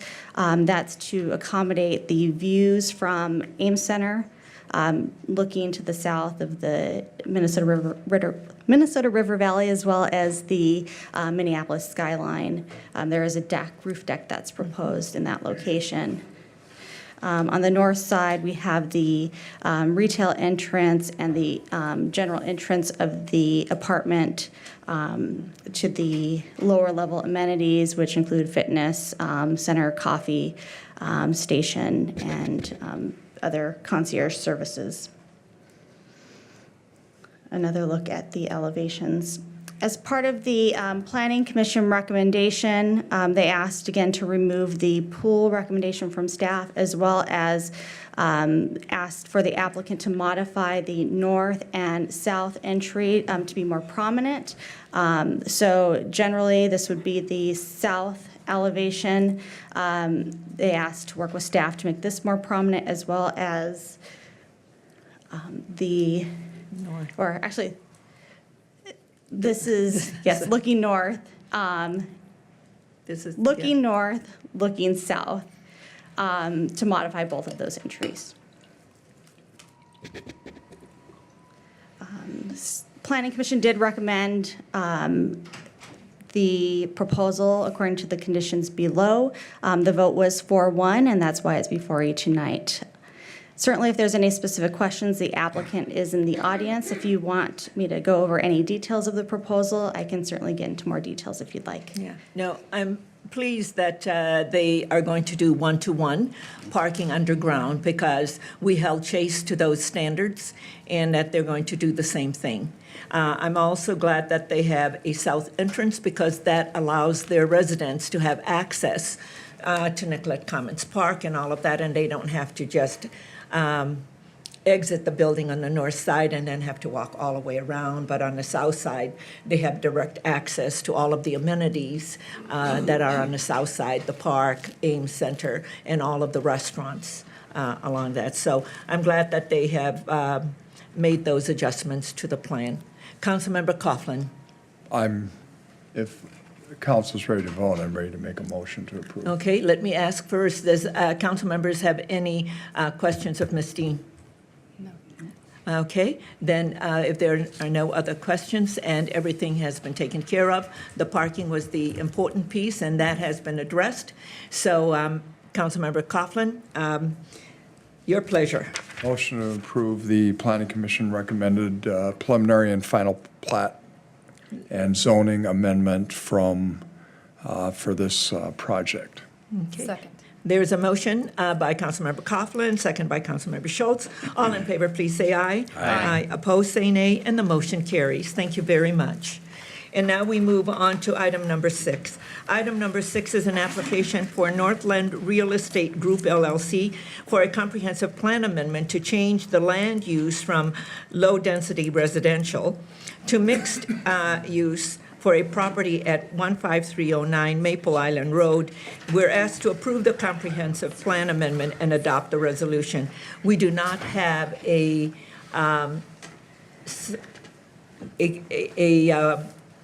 development before us. We just have the comp plan to do. So, Yes, thank Yes. you, Mayor, council members. This Ms. is Garros. a comprehensive plan amendment application only, and that would be to change the use of the subject site from single-family or low-density residential to mixed use. The subject site is a property owned by Grace United Methodist Church. It is located at 15309 Maple Island Road. The site is totally surrounded on all 3 sides by City Park. It is not a lakeshore property, and it is a property that abuts the interstate highway on the west. The application is, as identified, the property is currently guided by the comprehensive plan for low-density residential, which equates to single-family development. And the proposal is to change that to mixed use. The rationale for the applicant requesting mixed use is because the church owns the entire property now, and they are looking at continuing to operate the church on the property. The developer would seek to divide the property into two parcels, the north piece remaining with the church, and then to develop the south piece with a 100-unit apartment building. So in order to accommodate those uses and the density that's proposed, which is 100 units on the site, they are requesting the mixed-use land use category. With all applications, it's generally considered to get a concept plan, especially when you're dealing with comprehensive plan amendments. You want an idea of what the property could be used for. And in this case, the applicant has been before the City Council on 2 occasions for this particular site.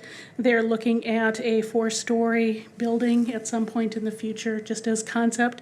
Nothing has been approved. There is not a specific set of plans or details or application at this time. It's just a concept to support the mixed use land use category. So they're looking at a possible 4-story apartment building, 100 units, and then the church would retain the property to the north. In terms of public meetings for this site, the council is familiar that there have been a number of meetings with Grace United Methodist Church over the years. In March of 2016, there was a sketch plan that was reviewed, submitted by the church. They did not have a developer at that point in time, and they were looking at various concepts between 100 to 186 senior co-op units on the property, and also keeping the church on site as well.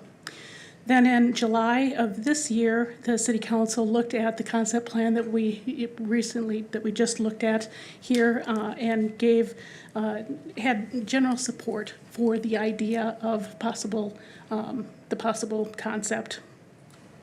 There was additional work that the City Council requested and that the applicant had requested the city to do related to the park property. And so the information was brought back to City Council then again on August 21st. We held the neighborhood meeting for this application on October 2nd. There were about 20 folks that were at that meeting. And then last week, the Planning Commission held the public hearing for the comprehensive plan amendment. Since that time, there have been a number of folks that have submitted information to council in terms of emails, letters, some phone calls, etc. All of that has been provided to council. The recommendation of the Planning Commission was a split recommendation. They voted 3-2 to recommend council approve the application. The dissenting votes, if you will, the rationale for those are that there was a question brought up at the public hearing about deed restrictions on the property. Staff did advise the Planning Commission that those were private, that the city is not involved in that, and it had no bearing on the application. The other item that was discussed was that some of the commissioners felt that the land use change should be high-density residential as opposed to mixed use.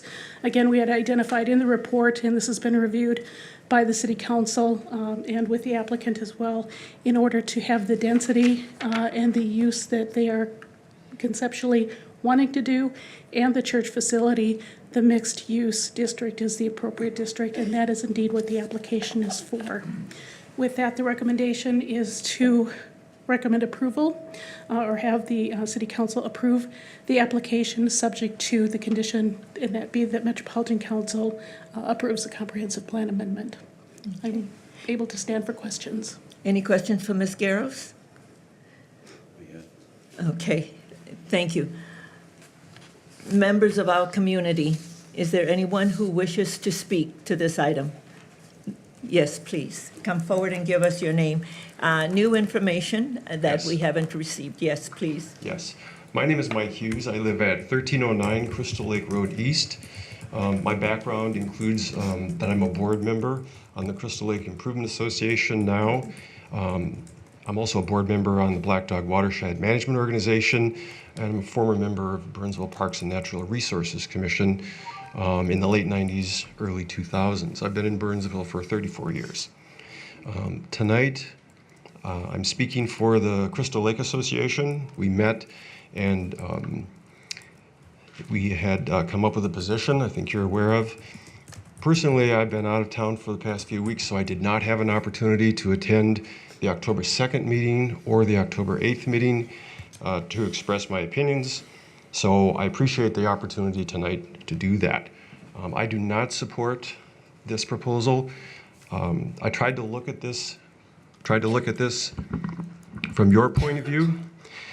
And it seems to me that if the city council changes to the mix zoning, that the development project that's eventually built there could be a wide range of different buildings. Because if I understand correctly, council would be obligated to approve any proposed project that meets the requirements of the Burnsville ordinance for mixed zoning. That would include retail, residential, office, health clubs, schools. There's a long list. So my question then, is council willing to give up control to that extent over the development on this property? Also, this might not be in the best interests of Grace Methodists, since they could become neighbor to almost any type of development that's allowed in Burnsville. My next question then is, has anyone done an estimate of the expected annual revenue from the property taxes? I saw in the materials in preparation for tonight's meeting that a lot of people are very interested in the increased tax revenue that would come from this. I didn't see anywhere in that public information that anyone had done an estimate. So actually, I did an estimate myself, and what I found is that if the property values of the homes, the 185 homes on Crystal Lake would decrease, therefore decreasing the tax revenue by only 10%, that the gains from the additional tax revenue from the apartment building would be negated. Hopefully that makes sense. It's a complicated explanation, and if you want more information, I can give you that. So it's possible, I think, that this could end up being a net loss in tax revenue. Last question is, I looked at the materials for the March 2016 meeting, and I know you want to be consistent with what you've said and done in the past, and the city council laid out some criteria for a development on this property, and the question is, does this current proposal, particularly since there isn't a specific proposal other than a 4-floor apartment building, does that meet the criteria that you set back in March 2016? Thanks for the opportunity to speak. Okay, thank you, Mr. Hughes. Anybody else who has something new? Yes, please come forward.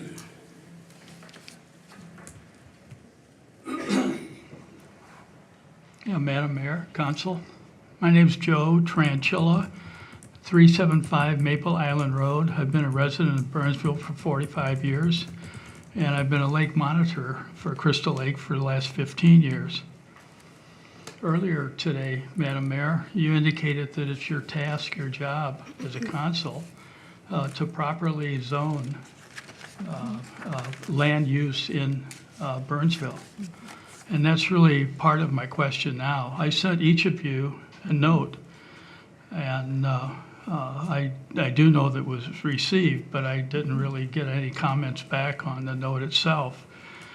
But after listening to two presentations by Northland Real Estate and reading some of the local newspapers as far as the our Sun current weekly newspaper. Everyone references for senior development for this particular process. So my challenge to you is to zone it as senior development, not as mixed use. Thank you. Thank you. I'm going to go to our attorney because he can answer what the law allows us to do and not allows us to do. So when we go to mixed use, we cannot designate that it be a specific use. Mr. Jamnik, please. Mayor, Council, that is correct. Whether it's a desire to specify owner-occupied versus rental, or senior versus younger age, the council does not have the authority to do that. But we do have the authority in terms of broad areas like mixed use, commercial, but we cannot be prescriptive of what the use ought to be. Across the highway, I know the condominiums that are there are all for senior living. Because they came in and that was their application. But that's their choice. That's their choice, not ours. So Northland Realty now is stipulating senior usage. But you're saying they can change it any time that they want in the future. The concept that they strictly up presented to to, them. the concept that they presented is that that's what they're going to do. And my sense is that they have a purchase agreement with the church that's contingent on what happens here. I was just hoping that that could happen because the church would win, the city would win, and of course Northland would win if in fact we would stipulate that it would be a senior development. Thank you. Thank you. Okay. The gentleman here wishes to speak, and then I would recognize you. Thank you. I sent some pictures around earlier. Yep, and got it. You got them? Could I put one up, the first one? Sure, absolutely. I got pictures here. Do you have it there? No, Michelle, if you can help the gentleman, please.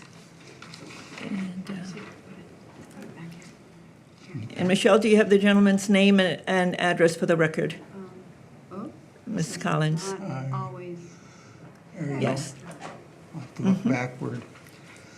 My name is Paul Williams. I live at 306 Crystal Lake Circle. Been there many years. We've Yes. talked. Yes. I went around, you wanted new information. Yes. These pictures were taken We're today. new, yes, yes. So this is the entrance to the property under consideration. As you can see, it is surrounded by parkland. The only public entrance is going to be on that road. I have no information or heard none about the traffic implications of that single entrance. And if you can imagine, there's going to be 5.7 acres of land back there that's going to house 100 family units or units in it. And what is the traffic going to be coming in and out of that property? You can, it's a problem to me. The second thing is, there is a general standard that for 3 or 4 story apartment units, it's 20 units per acre. If you do 100, not counting mixed, 100 units, you're using 5 acres of the land. You do not have any kind of buffering around the building or the park. And remember, that land is like a thumb. It's surrounded totally by parkland. There's no other way out of there except through that. Okay? So I have questions about the feasibility of what's being proposed because of the limited amount of land, and I have questions that are really concerning about the fact that there's only single access to that area. This next one, if I get it right, and if you can see it, is taken from the from Maple Island Road looking north. If you looked, you can see how the whole watershed goes down into Crystal Lake, which is on the right. If you look carefully in that notch, you'll see the church steeple, or the church, this right here. You will see that right there. And that will give you an idea of where the building will start. Because if you look at the cross is up against the background of the property. And the property goes actually higher than that. So you are looking at a 4-story building that's going to stick above those trees. Okay? And if you look at the road, Maple Island Road, which I know personally has just been redone about 2 years ago, you will notice there's no provisions for curbing. There is no turn lanes. You're going to have higher traffic. If you look on the left, if you try and put a left turn lane coming south, you got to figure out how to widen that side. If you look at the road going north, you're going to have to put another right turn lane in. And I can tell you right now, most of the people that travel that road do 50 miles an hour. Okay? And they're going to come into that blind tree entrance coming out of this 100-unit apartment, which will probably average around 1,000 trips a day. That's a normal kind of number for a family of 4.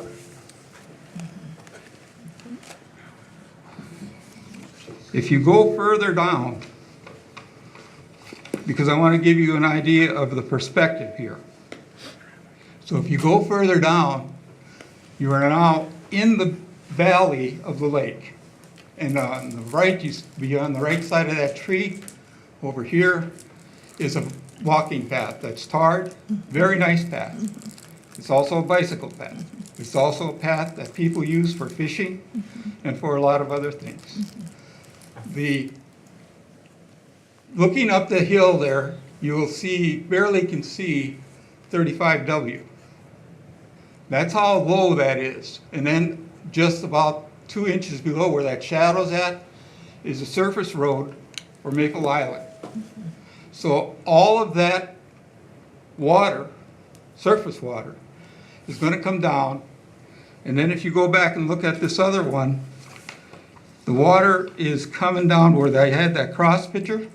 From the cross, it's all going to come back down into this area. Okay? Now, I wanted to go and show you, it's important to understand this. This is the boat launch.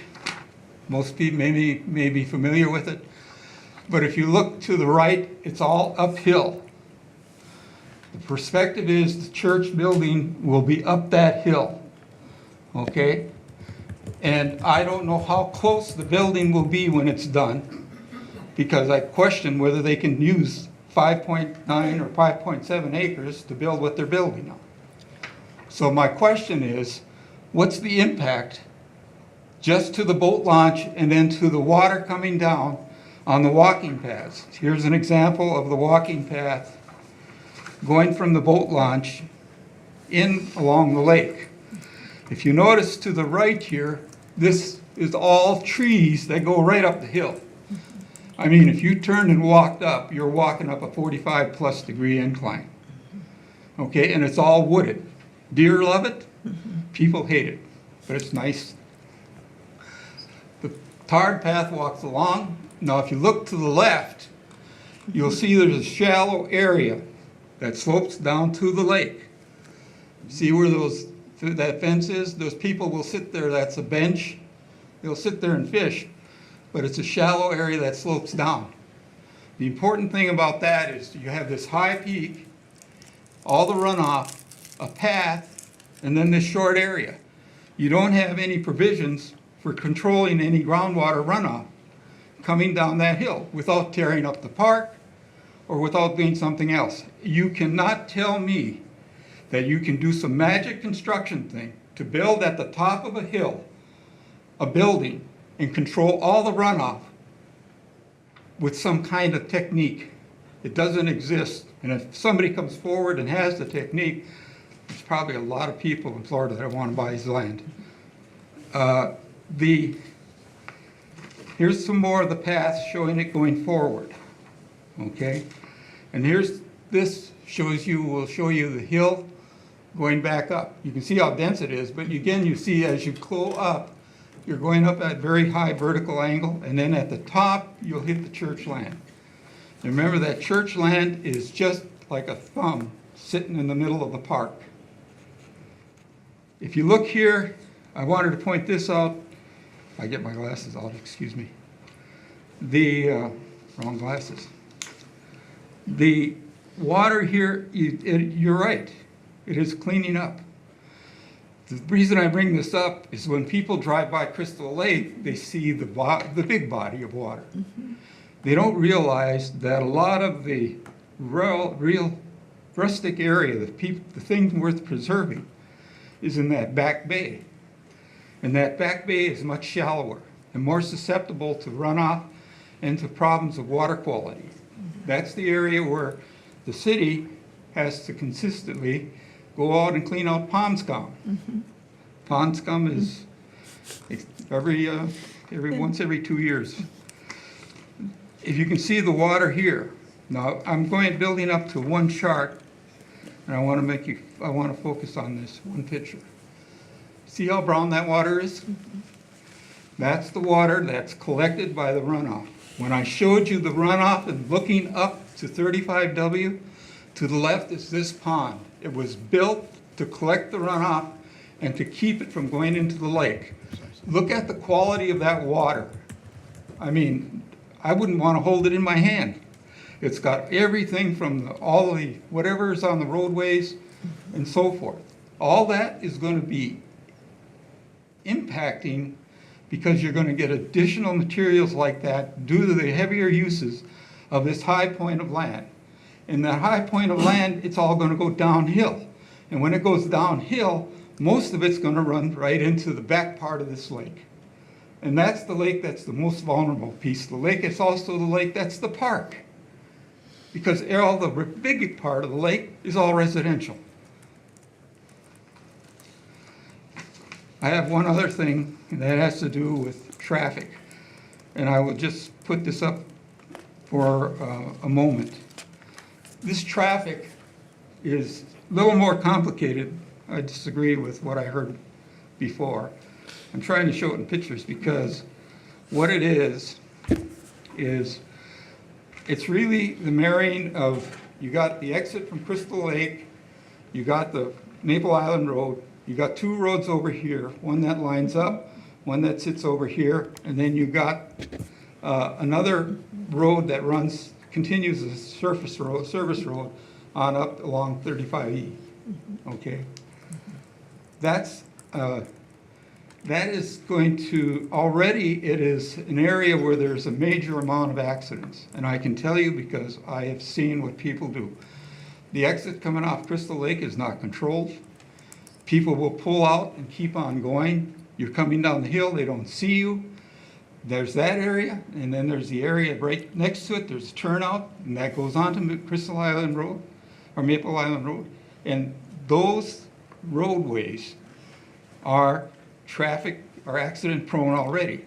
And you're going to add additional traffic going south, and most people will come out of that apartment complex, turn right and go up about 300 yards to this stop sign, make a left or a right, and go out from there. So you're going to add that additional traffic. And this area, in this intersection, is prone to accidents. I can tell you from knowing. I got one final thing. It has to do with what you've been talking about. Now this monstrosity is actually a monstrosity in California. It is a mixed 4-story, 100-unit apartment building. You are talking about something like this to start with. You're going to drop this in the middle of a parkland. And now you're going to tell me you're going to be able to protect the parkland. And you're going to be able to, because it's on a hill, protect the runoff. You can't do that. It's impossible. Finally, if you think, and these are good people, some I know. I'm not trying to upset their plans. All I'm trying to say is think beyond your life. I do. I'm old enough.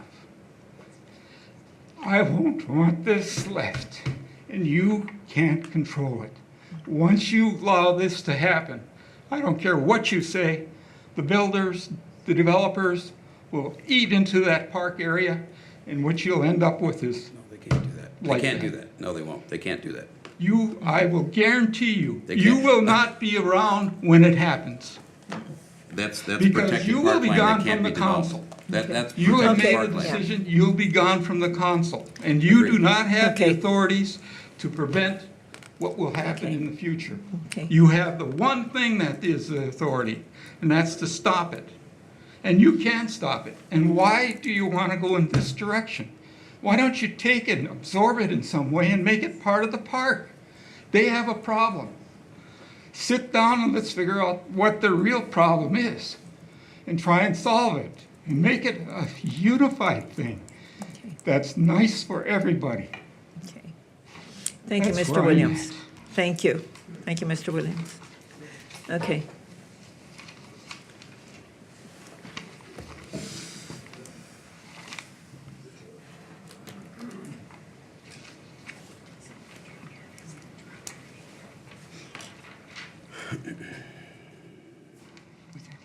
I don't know.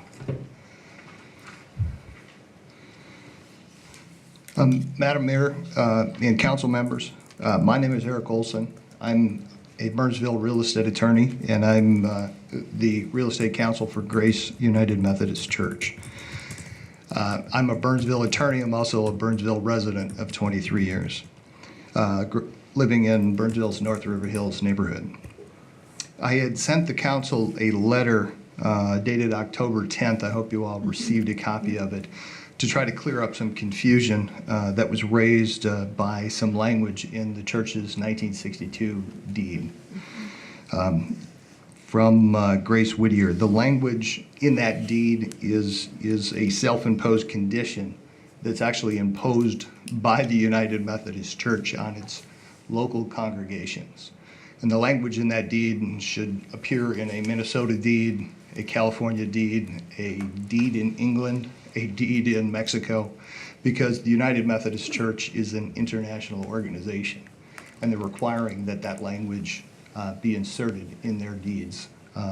As you note in the deed itself, which I provided a copy of, the grantor reserved no rights, and the language was for the benefit solely of the grantee, which is Grace United Methodist Church of Burnsville. I think Ms. Garros has pointed out in one of the earlier meetings that the church was actually built before Burnsville was a city, and its site actually predates land use and zoning regulations by the city of Burnsville. I think, as stated by city staff, the land use classification for this parcel doesn't closely align what it should be, being located close to a major interstate highway.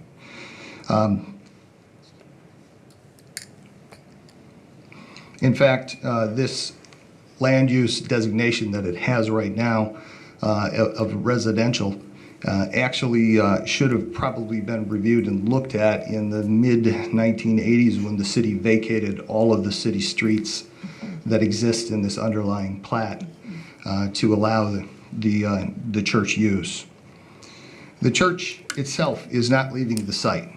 It is retaining the north portion of this site and will continue to operate its worship center, its parking, and intends to grow its membership and outreach to fill its sanctuary to its capacity.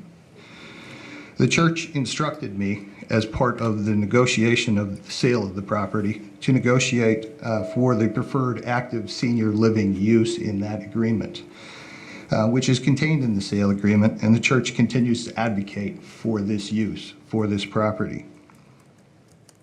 The church is as interested in preserving and protecting the environment surrounding its congregational church and site as much, if not more, than the neighbors in this particular area that live thousands of feet from this particular site. Lastly, as a Burnsville resident of 23 years, I'm very interested in seeing this project supported and seeing an active senior living project move forward. It's an extraordinary location, and I have been on Crystal Lake in my boat in the summertime and on the ice in the wintertime to experience this setting firsthand. It's an extraordinary location, and this project that's being proposed is like no other in the city of Burnsville.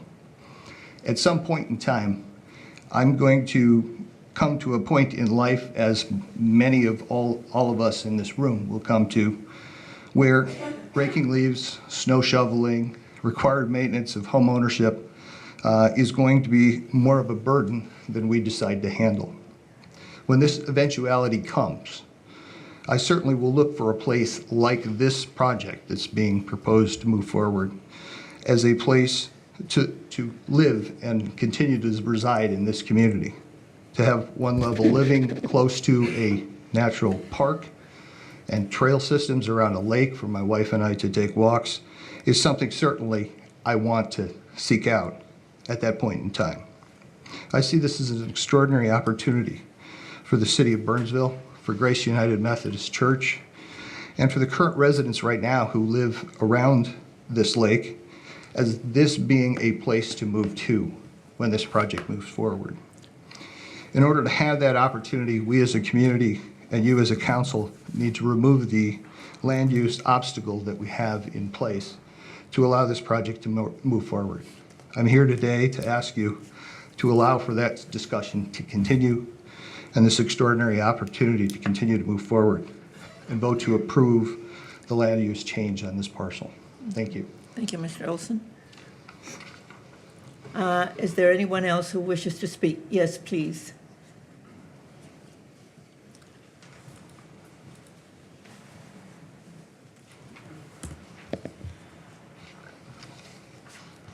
My name is Mike Young, and we live on Crystal Lake on Maple Island. We've lived there since 1960, so I know what the lake was looking like, why it got the name Crystal, because it was crystal clear as a kid when we were there. Can I have somebody put the, how do I enable this so that people can see? Yeah, it's a. Oh, okay, great.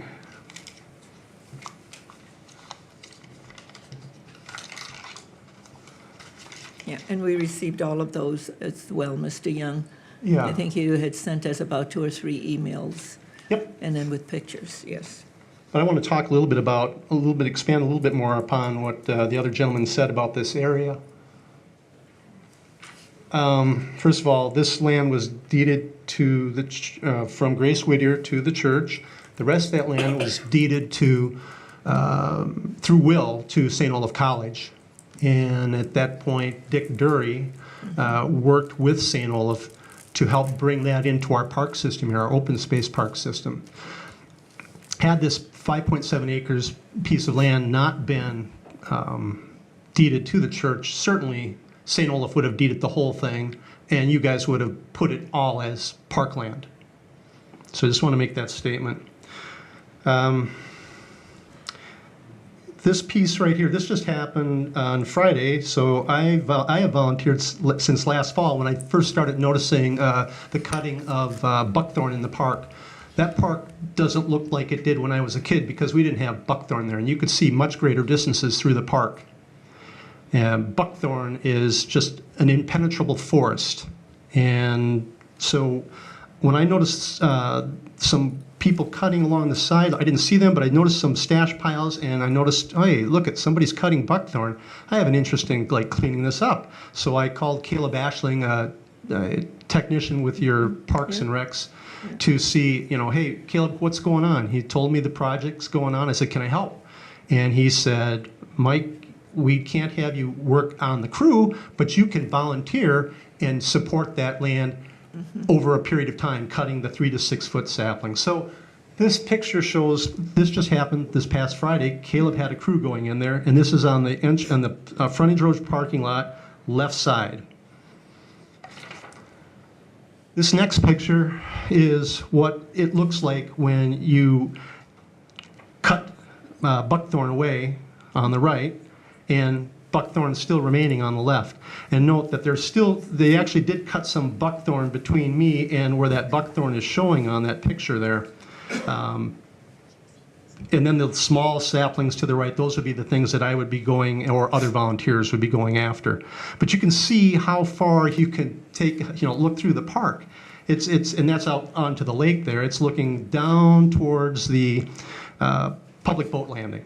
So we're looking north. This picture here is on the south-facing land of the church.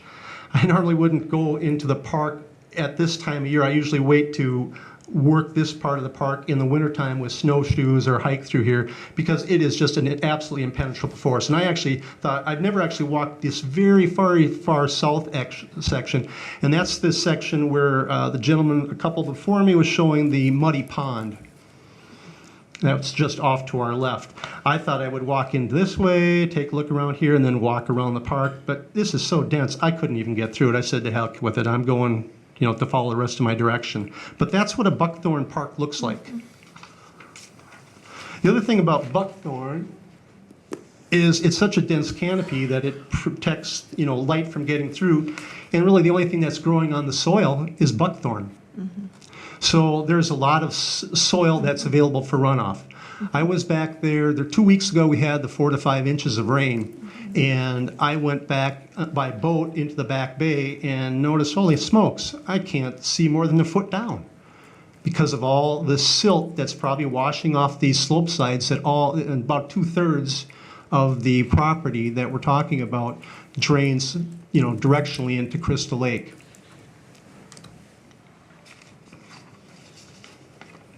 This is just to show on the right-hand side where this is the section I went up initially, the south side. On the right, they have not cut any of the buckthorn. On the left, Caleb's group did cut the buckthorn on the lakeshore property to make it nice for the people to go fishing, and that's the type of stuff that I will be going after and addressing this fall and winter along with other people. Living down in this part of the lake, I know it very well. This is what we look at every day when we wake up. Cherry Hill's over here, Buck Hill, the church is over here. And what I notice is that when there's activity on the lake, people boating, water skiing, jet skiing, etc., most of that is done on other parts of the lake. What I see most often happening in this bay, and I think it's because people like this part of the lake. It looks like you've gone up north.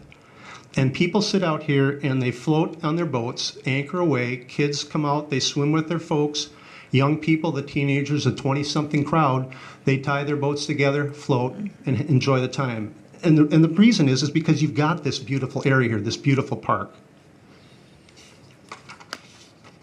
This is just entering into the back bay. The boat launch is to my right, the church is up top, and I'm on the little sandbar here in my canoe.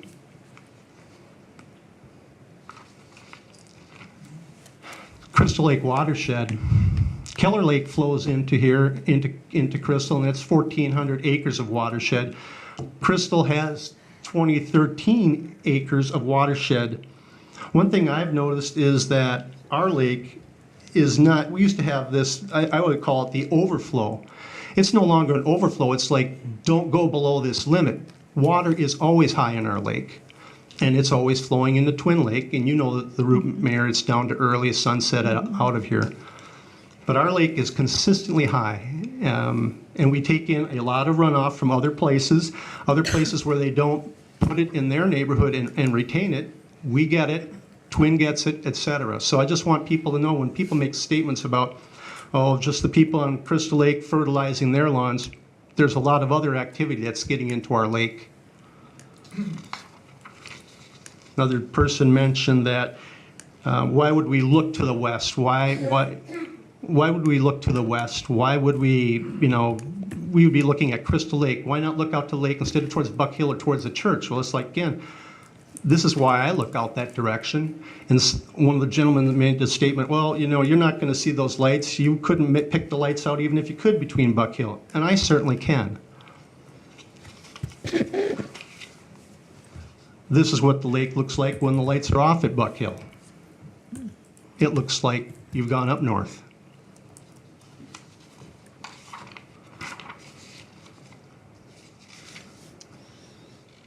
This is a sign down at the public beach, and it just says, it's a really neat place.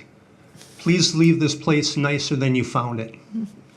So I looked at our lake, and I looked at the other surrounding lakes that would have the same type of amenities as ours. Orchard, Marion, Pryor. None of them have high-density properties on them. None of them have high densities, one lot removed from them. This will be the first. I looked for properties that are going to have 4-story type apartment complexes. I looked at Kingsley Shores. It's a retirement place off of Kingsley Lake right next to the Chart House, 3 stories. I looked at the one on Early Lake. I don't remember the name of it. That is also 3 stories. I went over to Buck Hill, 3 stories. Crystal Lake, this plan is for a 4-story building to be put right in the middle of an open space park. And as I had mentioned in my letters to you that, you know, I understand that the church may be having financial difficulties. In your 2040 plan, you've mentioned that you are still looking to get acquisition for more land for parks. This would be an excellent opportunity to help. Maybe the budget doesn't have the full supplement of money, but we can work with the city, people like myself, to help find outside source of funding to help acquire these 3 acres, if that will help the church. And that is all I have to say. Thank you. Thank you, Mr. Young. Is there anyone else with new information? Yes, please come forward.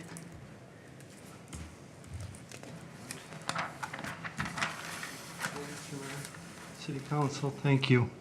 My name is Craig Cardinal, 1304 Bluebill Bay Road. I am the president of the Crystal Lake Improvement Association, and so you said you wanted new information. The one thing that I think got glossed over at the Planning Commission was the fact that their original route to get sewer and water out of the park is to go through the park. I would urge the City Council that if you go ahead and think about approving this, that be a contingent, that not be allowed, that they use the public right-of-ways and do not shortcut through the park. Another thing, again, for the association, Crystal Lake is a seaplane base. By adding a 4-story building, I'm not sure where that's going to fall into the glide path of a seaplane base, but again, it's something that we need to be considerate of as we move forward. Thank you. Thank you. Good information. Yes, please come forward. Give us your name and address for the record. Thank you. My name is Robin Kelleher, and I live at 800 Bluebill Bay Road on Crystal Lake, and I've lived there for approximately 28 years on the lake. I have sent an email to each one of you already outlining my objections to this zoning change. But in addition to that, I wanted to add tonight that I looked up Title 7 from the City Code, or Title 10, excuse me, of the City Code, which addresses zoning. And there are factors that the city should take into account when making this decision. And I feel that several of those weigh heavily in favor of voting against this zoning change. And I just want to point out a couple of those, if it's okay with the council. and the Please mayor. do, yes. Okay. It is, in the way I read this, the city council must take into account these factors, including maintaining a healthy environment for the benefit of present and future generations by establishing standards to control the amount of open space, impervious surfaces, and the intensity of development in areas of sensitive natural resources or natural features in order to reduce or eliminate adverse environmental impacts. Subparagraph D is controlling, and this one I think is key, controlling and regulating the growth and development of Burnsville to concentrate development in areas where adequate public sewer and other public services are provided, and to limit the development of areas where such facilities are not available. A couple other factors to consider are conserving the values of property throughout Burnsville, protecting landowners from adverse impacts of adjoining development, and providing an aesthetically attractive community. I hope the city, in making their decision, will take into account these factors, which I think all weigh heavily in favor of voting against this zoning change. Thank you. Thank you, Ms. Robin. Anyone else with new information?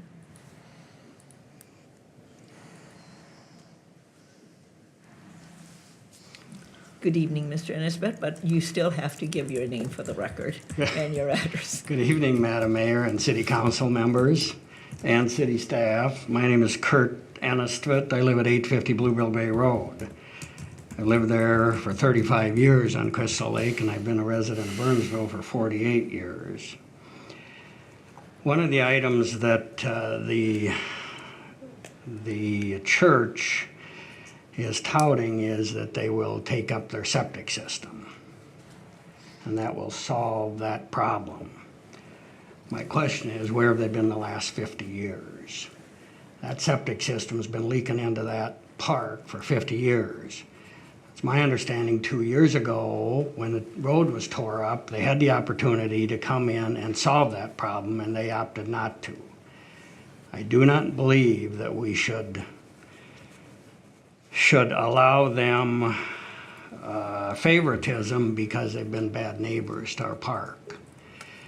And if you think one 100-unit apartment complex is big, you give it 5 to 7 years, and number one, see what the deterioration is in that, and then see what happens to the other side when Grace Methodist can't improve their membership and they sell the other half and go buy a church somewhere else. Because I believe at the end of the day, with their visibility lacking in that place up there, they will not be able to increase their membership enough to handle, and we will have 2 100-unit apartment buildings there. Thank you. Thank you. Anybody else with new information? Yes, please come forward, give us your name and address for the record.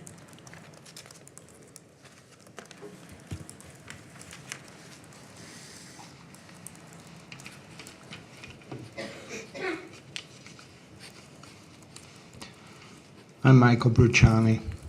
I moved on to Crystal Lake in 1979. We were there for about 20 years, and then we moved to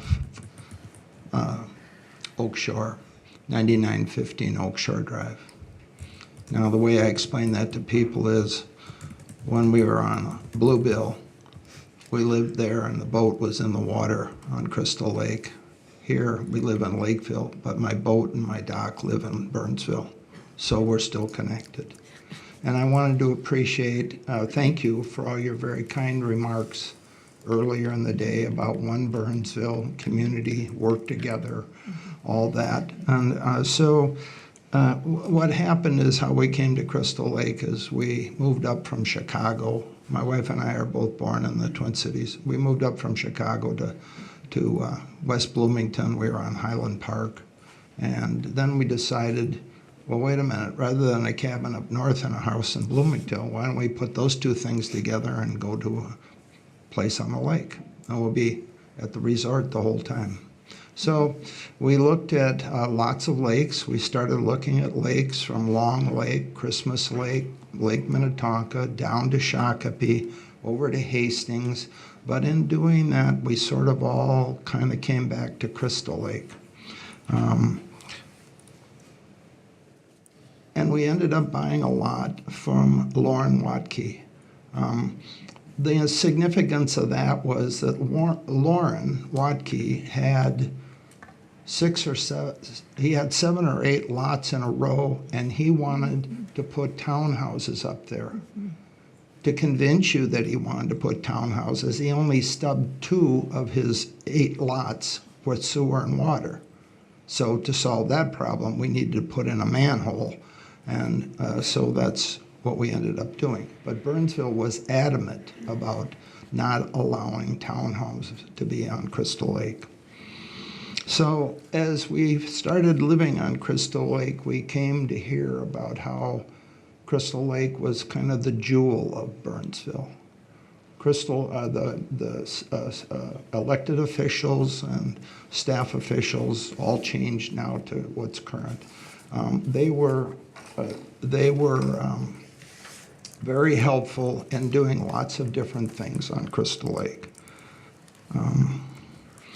What wasn't in place was, at the time we moved there was no Cedar Bridge. It was the drawbridge thing.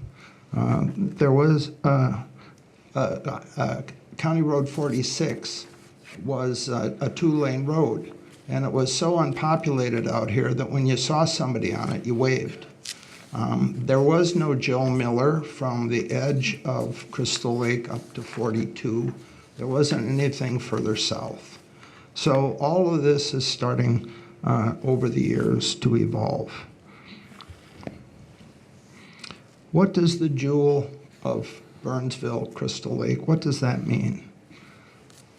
There's location, there's ambience, there's special feeling, there's people that are connected to the community there with all the parks. It's a comfortable feel. It's not exactly a thing like you could say, well, let's swap Boardwalk for Park Place. It's just a feel and an ambience that you get by being in a community with all the parks and all the things that there are to do. So part of this is that Burnsville is well planned. It's a great vision that we've had over all these years, at least since we've been here. It's been well thought out, and the city continues to invest, and I'll come to that in a few minutes, in improving that particular area. So I guess at this point, I should just say, but I'm not done, I should just say thank you, elected officials, and thank you, staff, as well as the residents, for all the things we've done to make this area, which includes Lakeville Parks, Apple Valley to the east with the ball fields and the lake there and all that. And we should just say thank you for all that. It's a great area. So my issue really is that I'm concerned about this zoning change as is or are the other people that have come up and talked. And the difficulty about the things that I talk about is how do you feel that? It's sort of like the wind. You know it's there, but you can't see it. Now, what have we done over the years here? Well, I've got a little list here. Number one is before I showed up in '79, there was a problem with homes flooding because there was no outlet. So the city built an overflow pipe, which is down by the public launch area, to solve that problem. They've developed, as we've talked here, about a stormwater drainage system with different swells and well, we've heard all of this about the drainage system in the different lakes. The road used to go between the parking place by the beach and the beach. Now, if you can imagine all the traffic that's on Lac Levon or County Road 11 going through that neighborhood and past that beach. So what did the city do? Well, they straightened the road out. They put the road over to the east, and now people can park in the lot, and they can walk to the beach, they can walk to the parks, whatever. So that's I thought, quite an improvement. The city's got 2 beaches, 2 fishing docks, several boys out to help the boaters mark the beach and mark the fishing areas. There are two major water filter systems. One is over on the park in the corner, northeast corner of the park, and the other one was over by the public launch area where water was pumped up, run through a filter, and pumped back down. We have ongoing weed cutting, removal, and algae treatment. We have, Mayor Cox will remember this one, we had a little problem with the geese, and what the DNR says is it's 3 pounds a day a bird. You can do the math, how many birds and how many 3 pounds and how long it takes in a month's time, but the poundage gets up to the tonnage. And so Burnsville took steps to fix that problem, reduce the geese and try to keep the beaches clean. I myself came to Burnsville, just like the fellow did about the trash. I came and said there's a big problem with airplane noise here. And they said, so would you like to be our representative to the Metropolitan Airport Sound Abatement Council? That's a tough spot because you can't say no, so you have to say yes. So I said yes.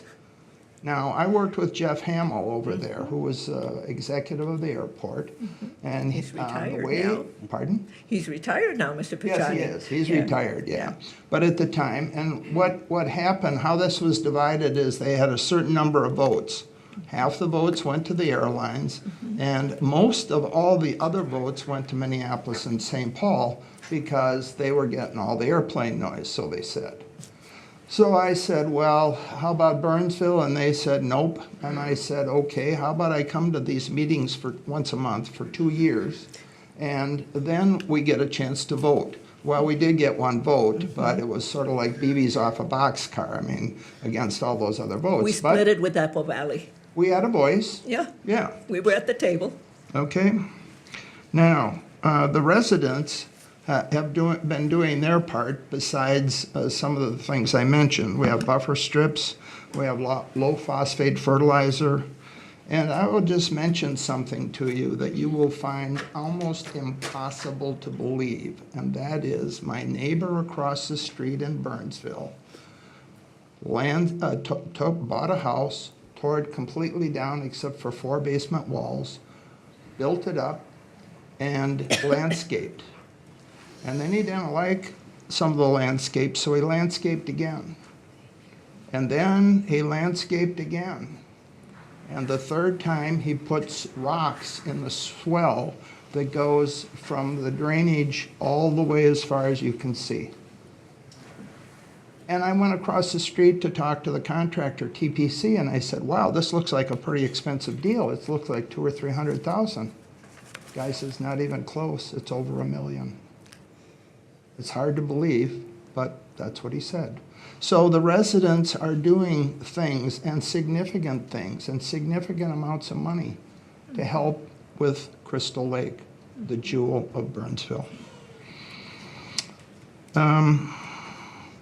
Also, we want to thank you for the close cooperation that the residents, the Crystal Lake Improvement Association, and your staff, Daryl Jacobson and others, you, Mayor and City Council people, in doing whatever it takes, not to try to say we'll do this or we'll do that. This is the problem and this is how we'll fix it.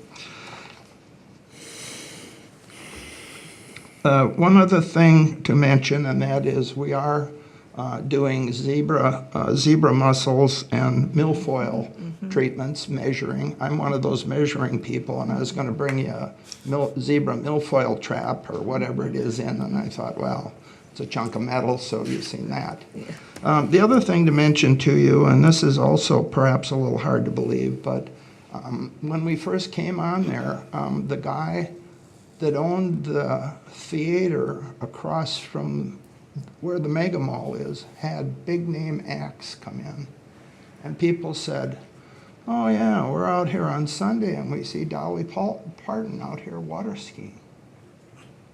Well, the point is that Crystal Lake and Burnsville has much more visibility than this. Speaking for myself, I dealt with lawyers all across the United States, litigators, Canada, UK, and they come out. And you develop a relationship, you go out for dinner, or come over for dinner, go for a boat ride, and that sort of thing. So those New Yorkers can go back and talk about their Minnesota experience. Well, so that brings us to the possibility of a 100 or 200 unit apartment house. And when you take all the things that the other people have talked about, not asking you to, or asking you to not pass this,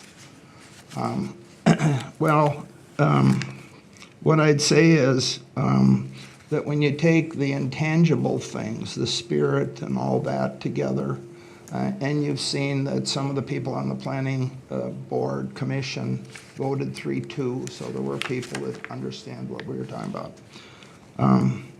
So we just ask you to have some empathy here, to put yourselves in our shoes. Better yet, put yourselves in our homes, and then think about the impact of that apartment.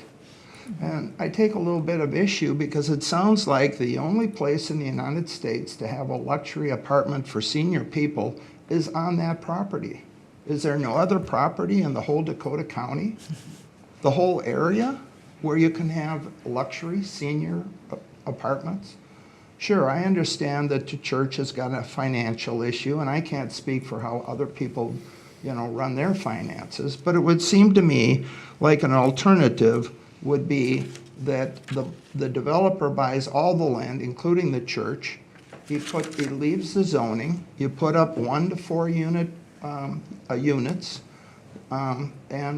leave the zoning the same. So, as a way of being amicable to the current environment situation and the future, the city would then be able to tax that property. So the city will come out with that.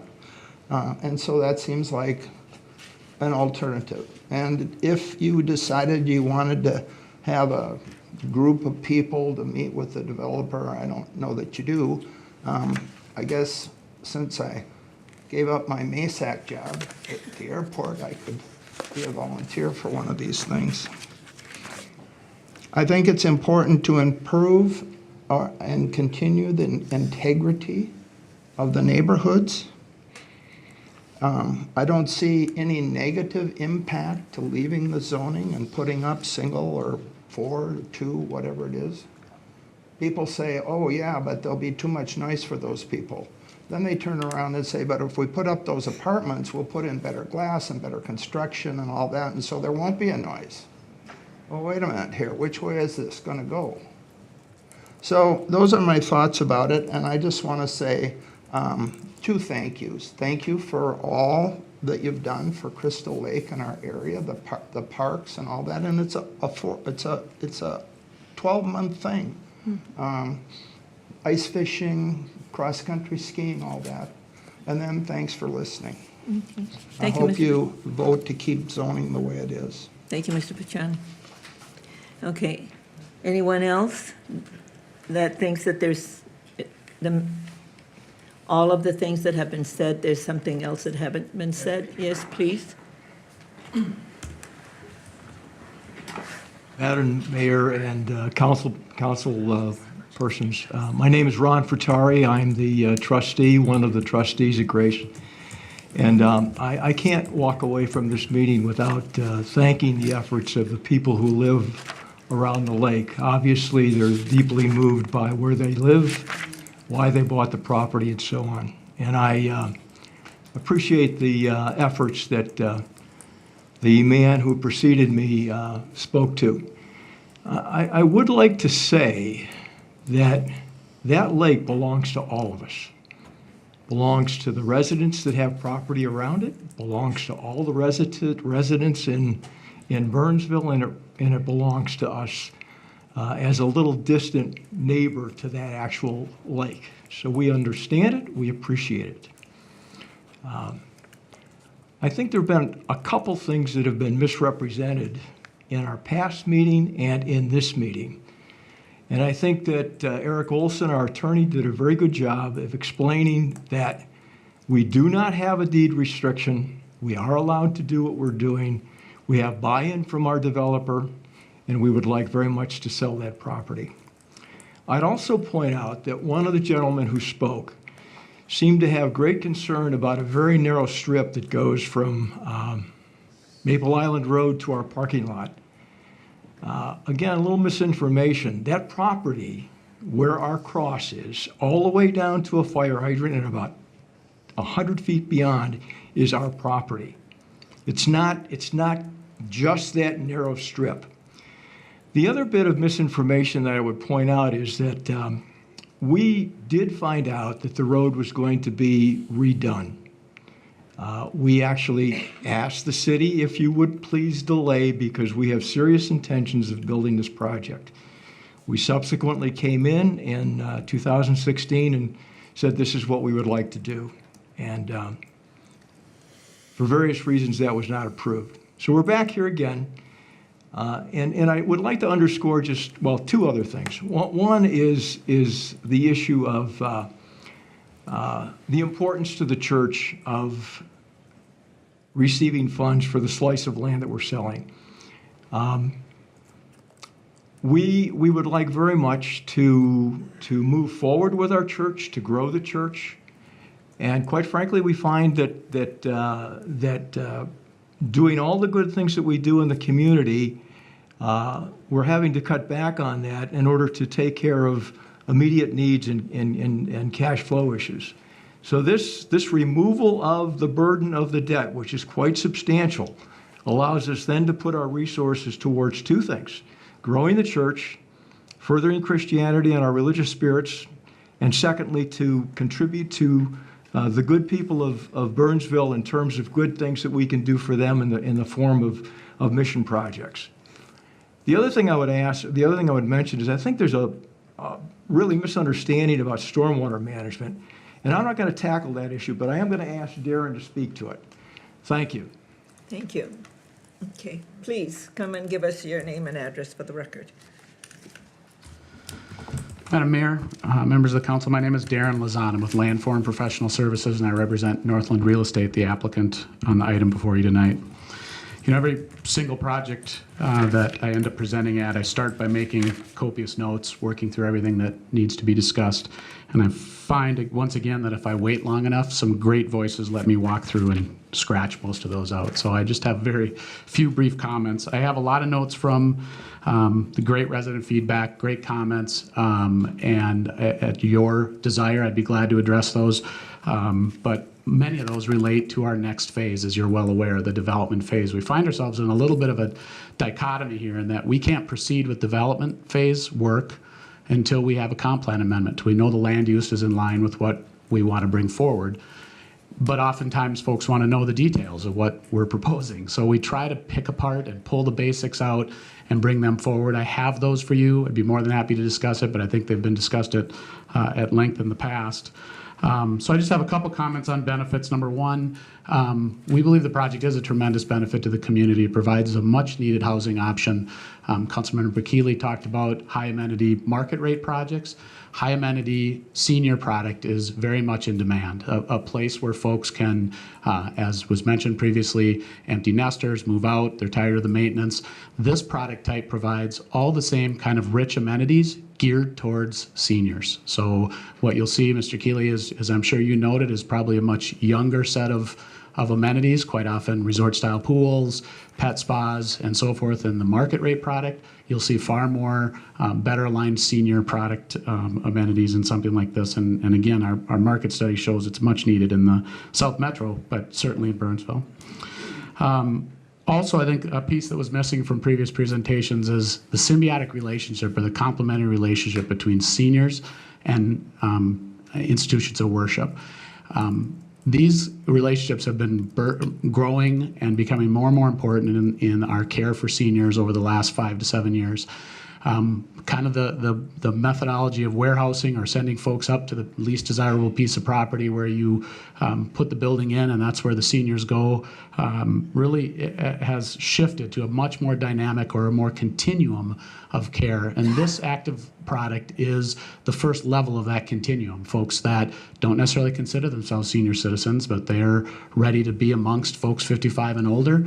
That's what this product does, and from there it goes all the way down the continuum. And that relationship between the church and the senior facilities and sharing activities, parking, facilities within the church, being able to energize the church and give them more purpose and have them achieve some of their goals of growth, that symbiotic relationship is huge, and I think it's a tremendous benefit, as the previous speaker mentioned, to the community on the broader sense.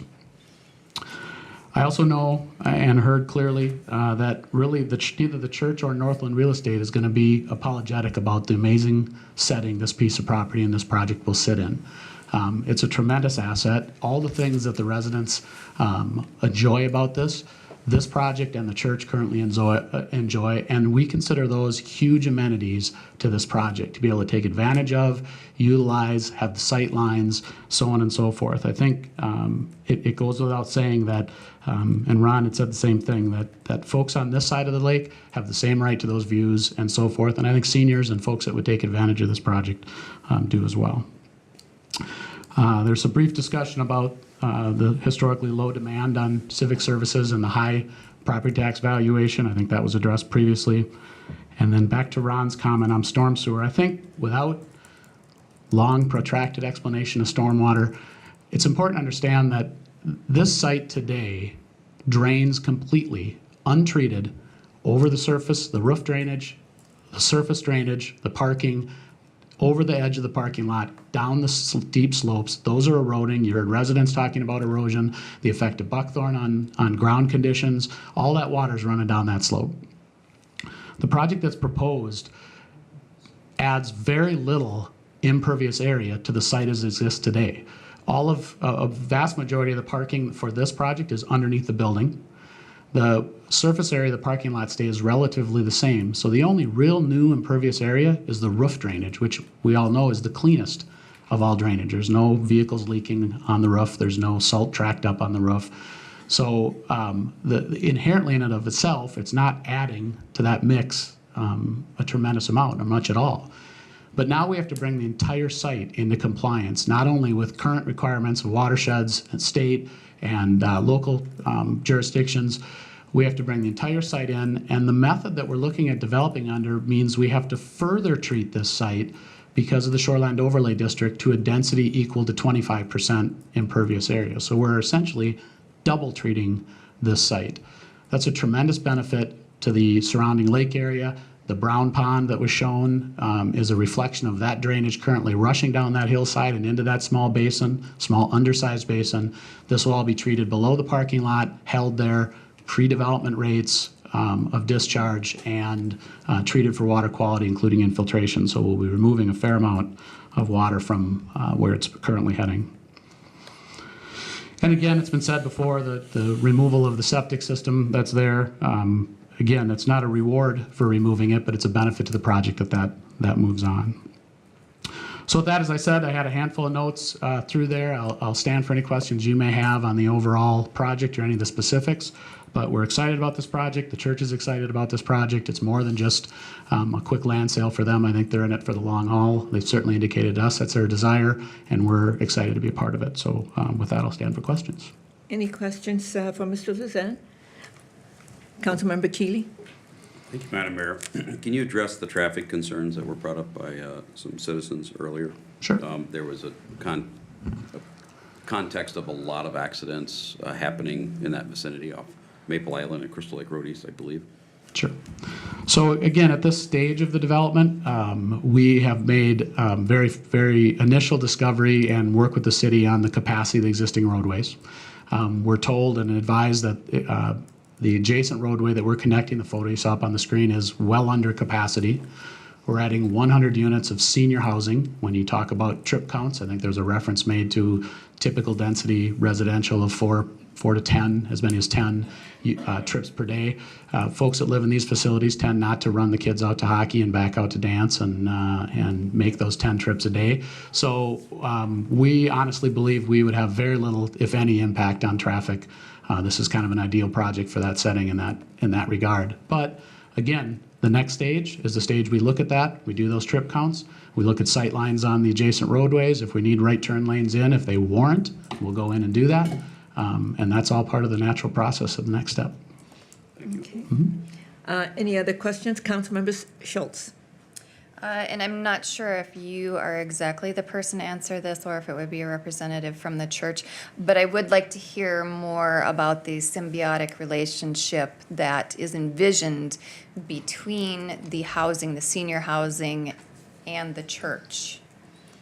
So maybe I'll give my best shot, and then we'll let someone else reinforce that, I guess. So Brian and I have worked on a number of projects together and explored these types of relationships. We're very familiar with those cross-compatible uses, have found a ton of success. Not on this site, but daycare is one of those big factors where you have those relationships. Seniors and churches have that relationship. And as we initially discussed this project, we looked at what facilities the church has currently that are underutilized, what could be shared, what programs could be run in their facility so they wouldn't need larger spaces built in this facility. That was our approach, and that continues to be our approach going forward. And I think I'll let come up and address that. Reverend Jen Anderson, I'm the pastor at Grace United Methodist Church. I'm at 17151 Hannibal Court in Lakeville, Minnesota. What we've envisioned, right, is a continuation of the services that we already provide. Our Grace United Methodist Church began as an outgrowth of a Christian, now I'm going to forget the name of it.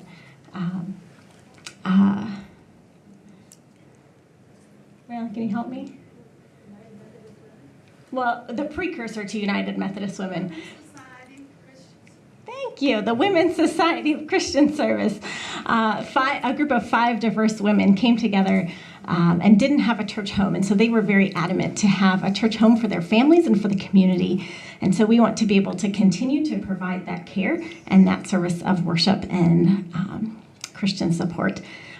Grace United Methodist Church is very much a family church. And so with our the hope of having senior housing right next door to us, continuing to offer that and the intergenerational care, we have everyone from infants all the way up to folks in their 90s who worship and minister together. And so we want to be able to continue that.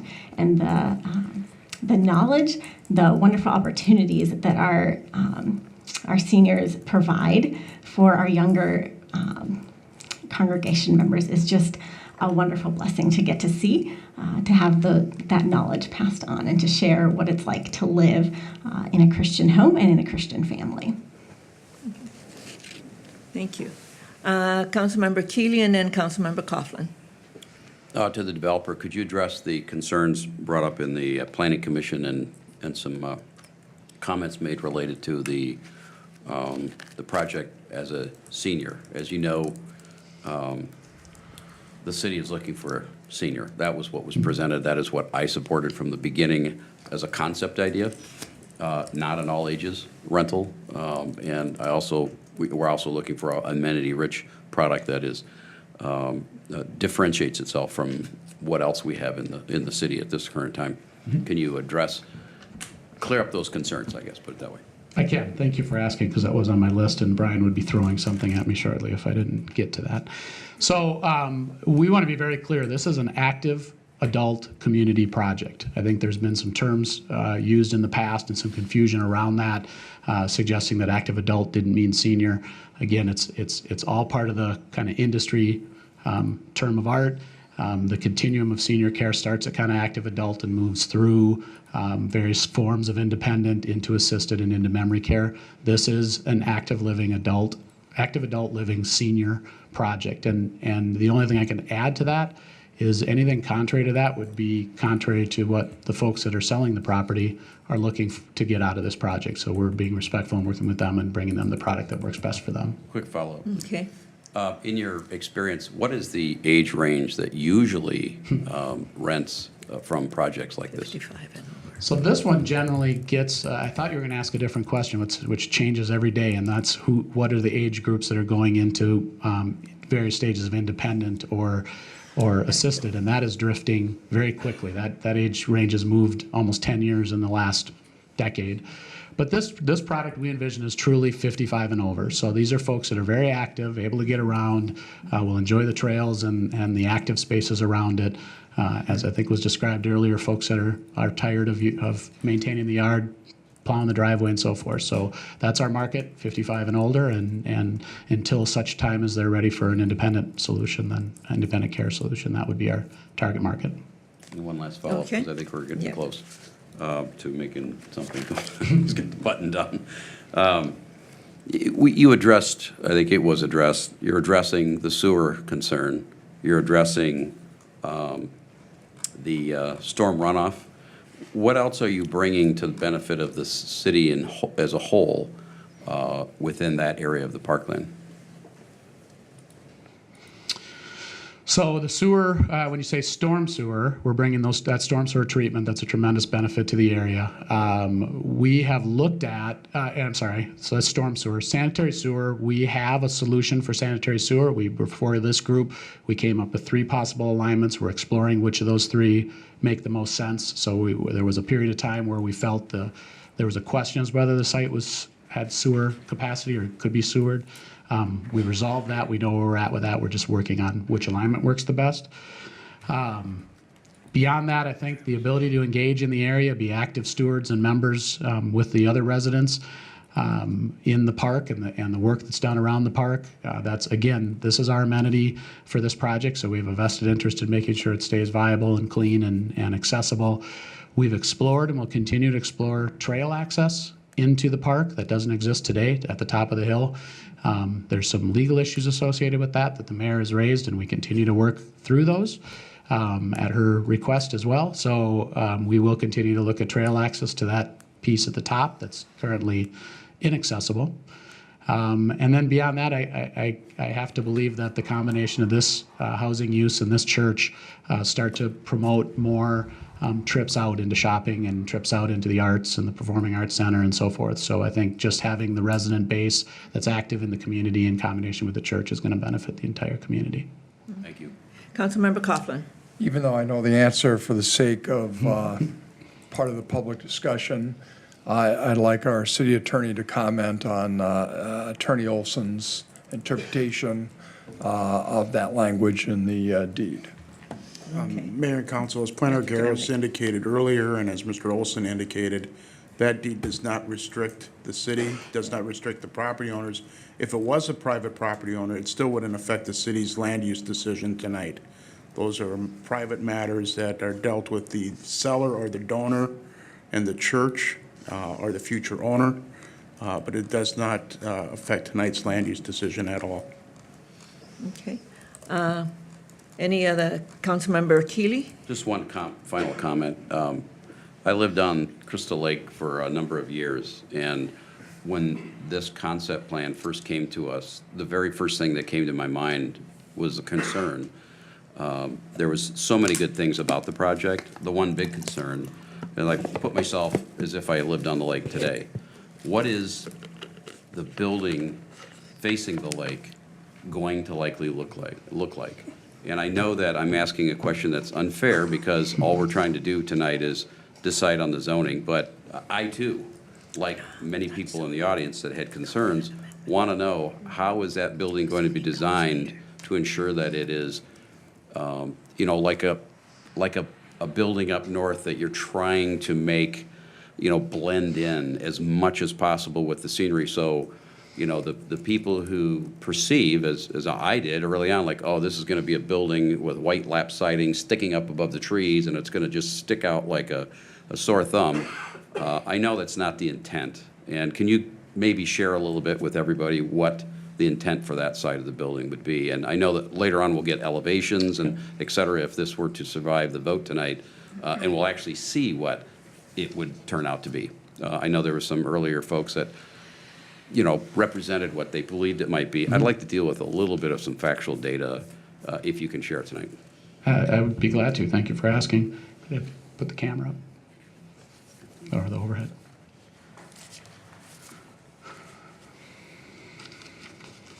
So I want to walk through a couple exhibits. I don't know if I can control the zooming in and out on here. Zoom out or not.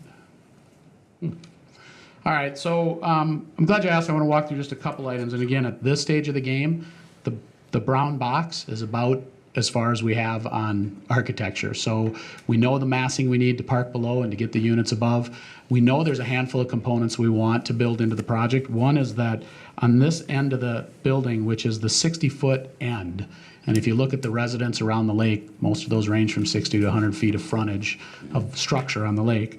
This end, which has been oriented as the narrow end of the building towards the lake, is 3 stories, and we'll step back to 4 at some point further down the building so that it's stepping away from the lake. Very common architectural practice to help subdue that elevation. So that roof line will drop down a story on the far end of the building here. We know that we're at the end of the bluff line, which is out here, for the overall property, but there's a considerable amount of space between there. So if you imagine this slope, as was previously described, coming up at a 45-degree angle, then there's a flat plateau.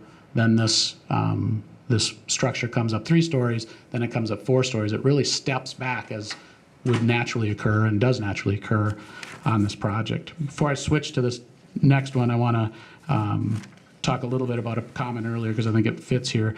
There's a discussion about a potential second building. Our proposal right now maximizes the number of residential units under any of the land use or zoning. So essentially, we are using up that number of units for this project. So while the church could sell this property, they would not be able to put up another 100-unit apartment building under any existing zoning or land use because we are maximizing that, and under the PUD that would be locked in. So it could come in, it could get, could be used for another sort of institutional use. It could have several other uses, but it could not be 100 more units that would come in there. Good point. Okay. Because the acreage of the entire site is 5.7? Correct. And then you're taking up how many acres of that? So when we look at mixed-use designations and PUDs, we start with the 5.7, and that was my point. Even though there's a 3-acre piece and the remainder piece for the church, our 3-acre piece uses all of the available units in the entire 5.7. That's the nature of mixed use. You've seen it in your other mixed-use projects.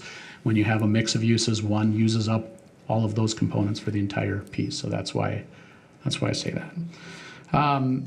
So the other piece is its relationship with this end of the building.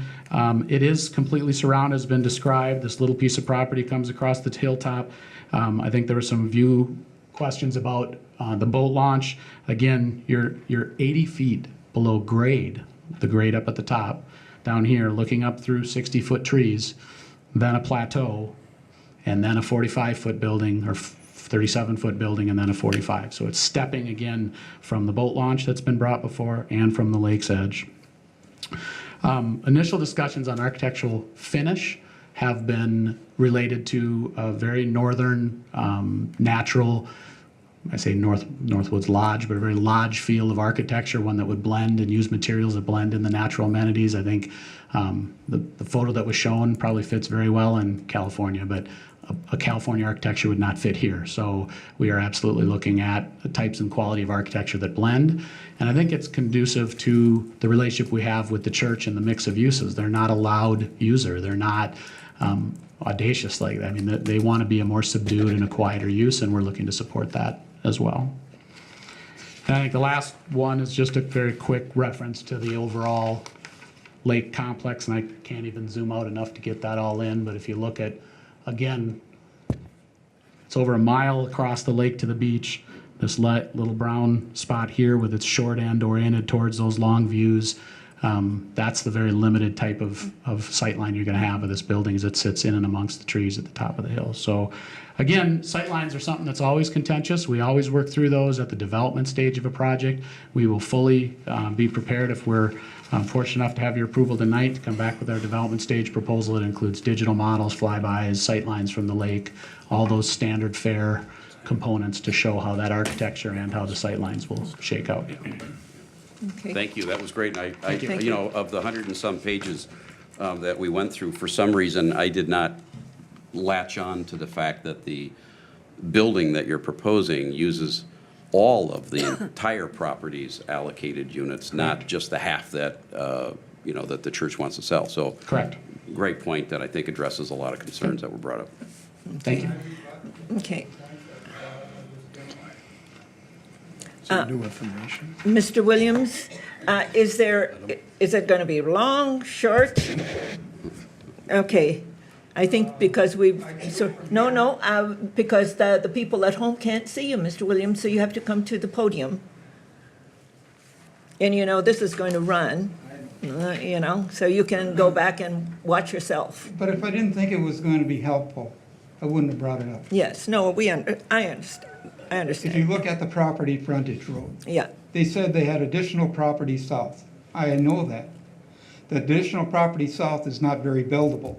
It's on a slope, and where it ends, it's at least 30 feet below the surface of Maple Island Road.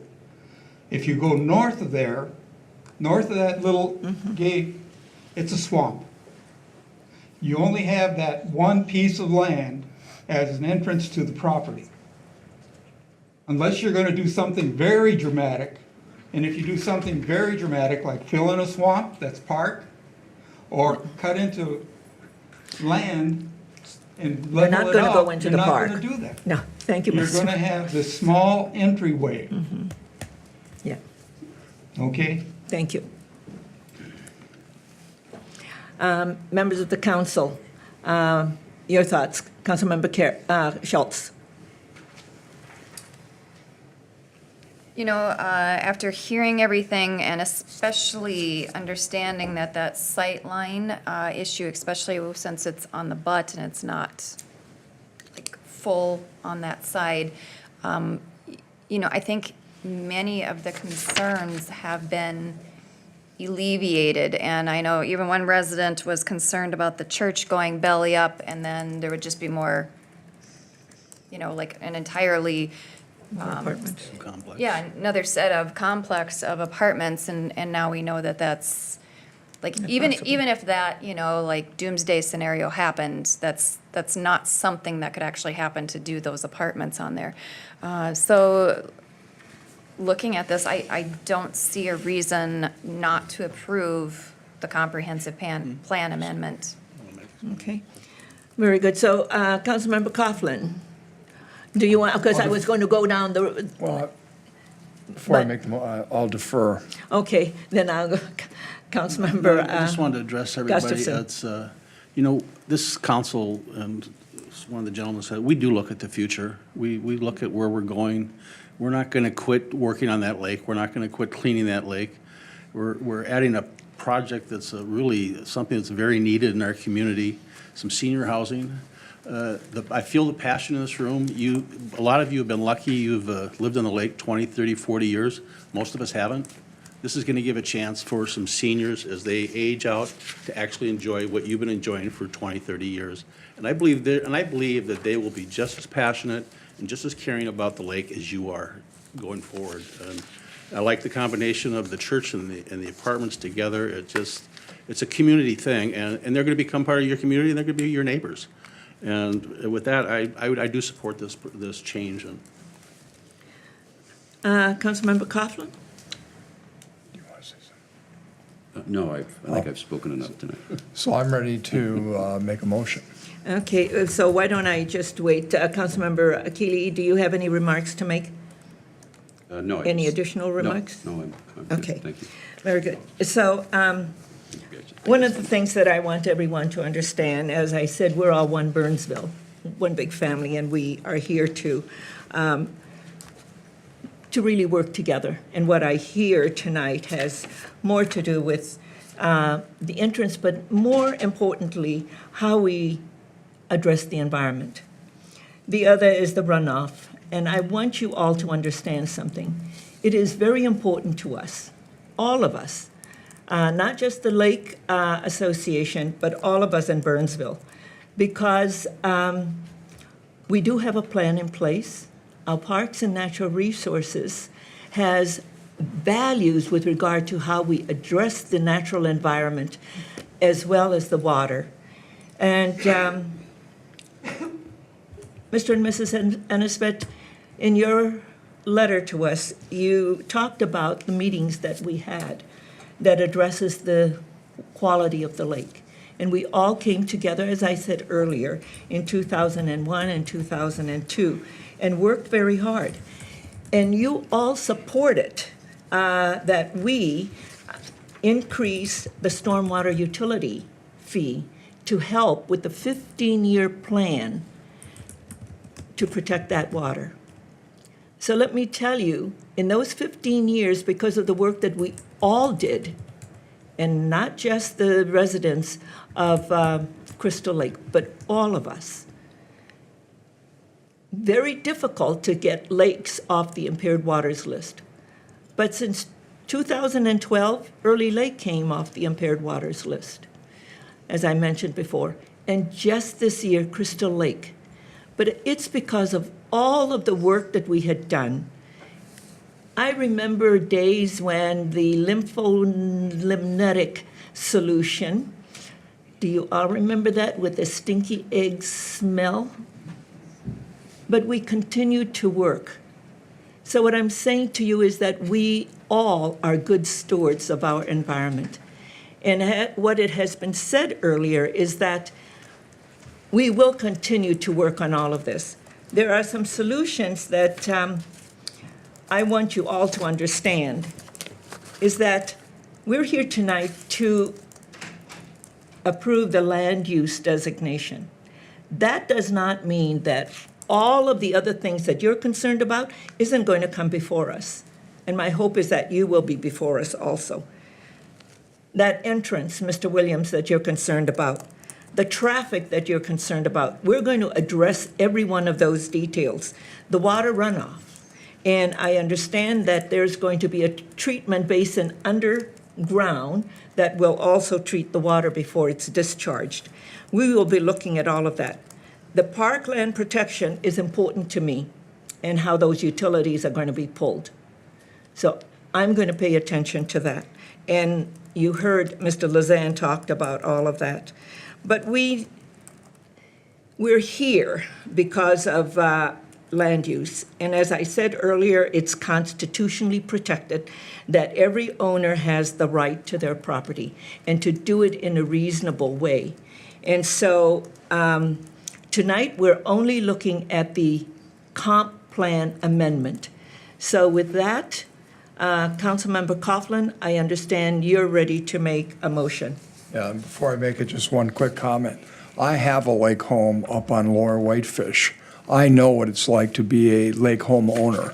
I have a, beautiful place up there. So, and believe me, before deciding all this, we've sat in several meetings.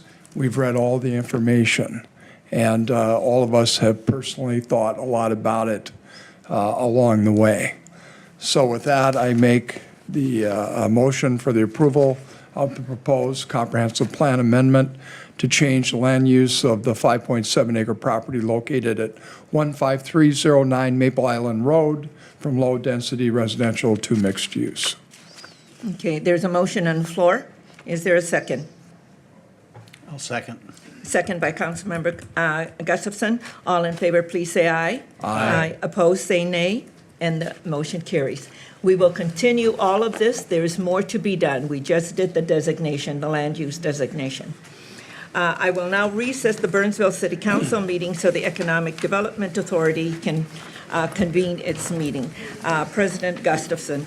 I'd like to call to order the Economic Development Authority meeting. And please note all commissioners are present. Are there any additions to the final agenda? Seeing none, I'll move on to the consent agenda.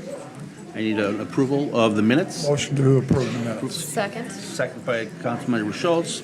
Motion by Councilmember Coughlin. All in favor? Aye. Passes. On to the regular agenda, and it's approve the Burnsville Apartments LLC plans as presented in the concept development stage plan unit development that we saw earlier tonight. Is there any discussion? I'll take a motion. No. Oh, wait a minute. Presenting, I'm sorry. presenting I the didn't item. see a presenter on here. Presenting the I item. apologize, sat Mr. here Nienhouse. for 3.5 hours to make this presentation. Can you make it? Make it very quick. You want to wait till the room clears? Yeah, if you would like me to wait until the room I clears. Yeah, give it a think, second. Speak over the. yeah, you're on speaker and it's going to carry in. Back in August, the Economic Development Authority entered into a purchase and redevelopment agreement with Roars Burnsville Apartments LLC. In that agreement, as is typical in most of our agreements, there are some minimum improvements. One of those minimum improvements was the inclusion of a car wash. As you've seen earlier tonight during the council agenda, they're struggling to meet the 1-to-1 ratio that they need for underground parking. And in order to meet that, they are looking to remove the car wash. We have engaged our EDA attorney. Our EDA attorney has told us that on something minor like this, it is not necessary to amend the agreement, but if the EDA approves the plans that were presented to the council, that would constitute approval. Staff would recommend that you adopt the following motion: to approve the plans as presented in the concept and development stage PUD, including the minimum improvements listed in the purchase and development agreement minus the car wash. And for that, Mr. President, I would stand for any questions. Any questions? I don't believe so. Any discussion? I'll entertain a motion. Motion to approve Motion as by Commissioner Coughlin, stated by our EDA presenter. Seconded. and second by Commissioner Schultz. All in favor? Aye. Opposed? And it passes. Thank you, Mr. President. There's nothing else on the agenda. I'll make a motion to adjourn. Motion to adjourn. Commissioner Coughlin, motions to adjourn. Okay, What? thank you. No, Oh, I'm just jumping the gun. oh, you jumping? I need a second. Then you can have it back. Okay. Second. Commissioner Cow, seconds. All in favor? Aye. It's all yours, Madam Mayor. Thank you. I will reconvene the Burnsville City Council meeting, and there are no other items before us, and a motion to adjourn is in order. Motion to adjourn. Motion is made and second. All in favor, please say aye. Aye. Opposed, say nay. And the motion carries. We stand adjourned.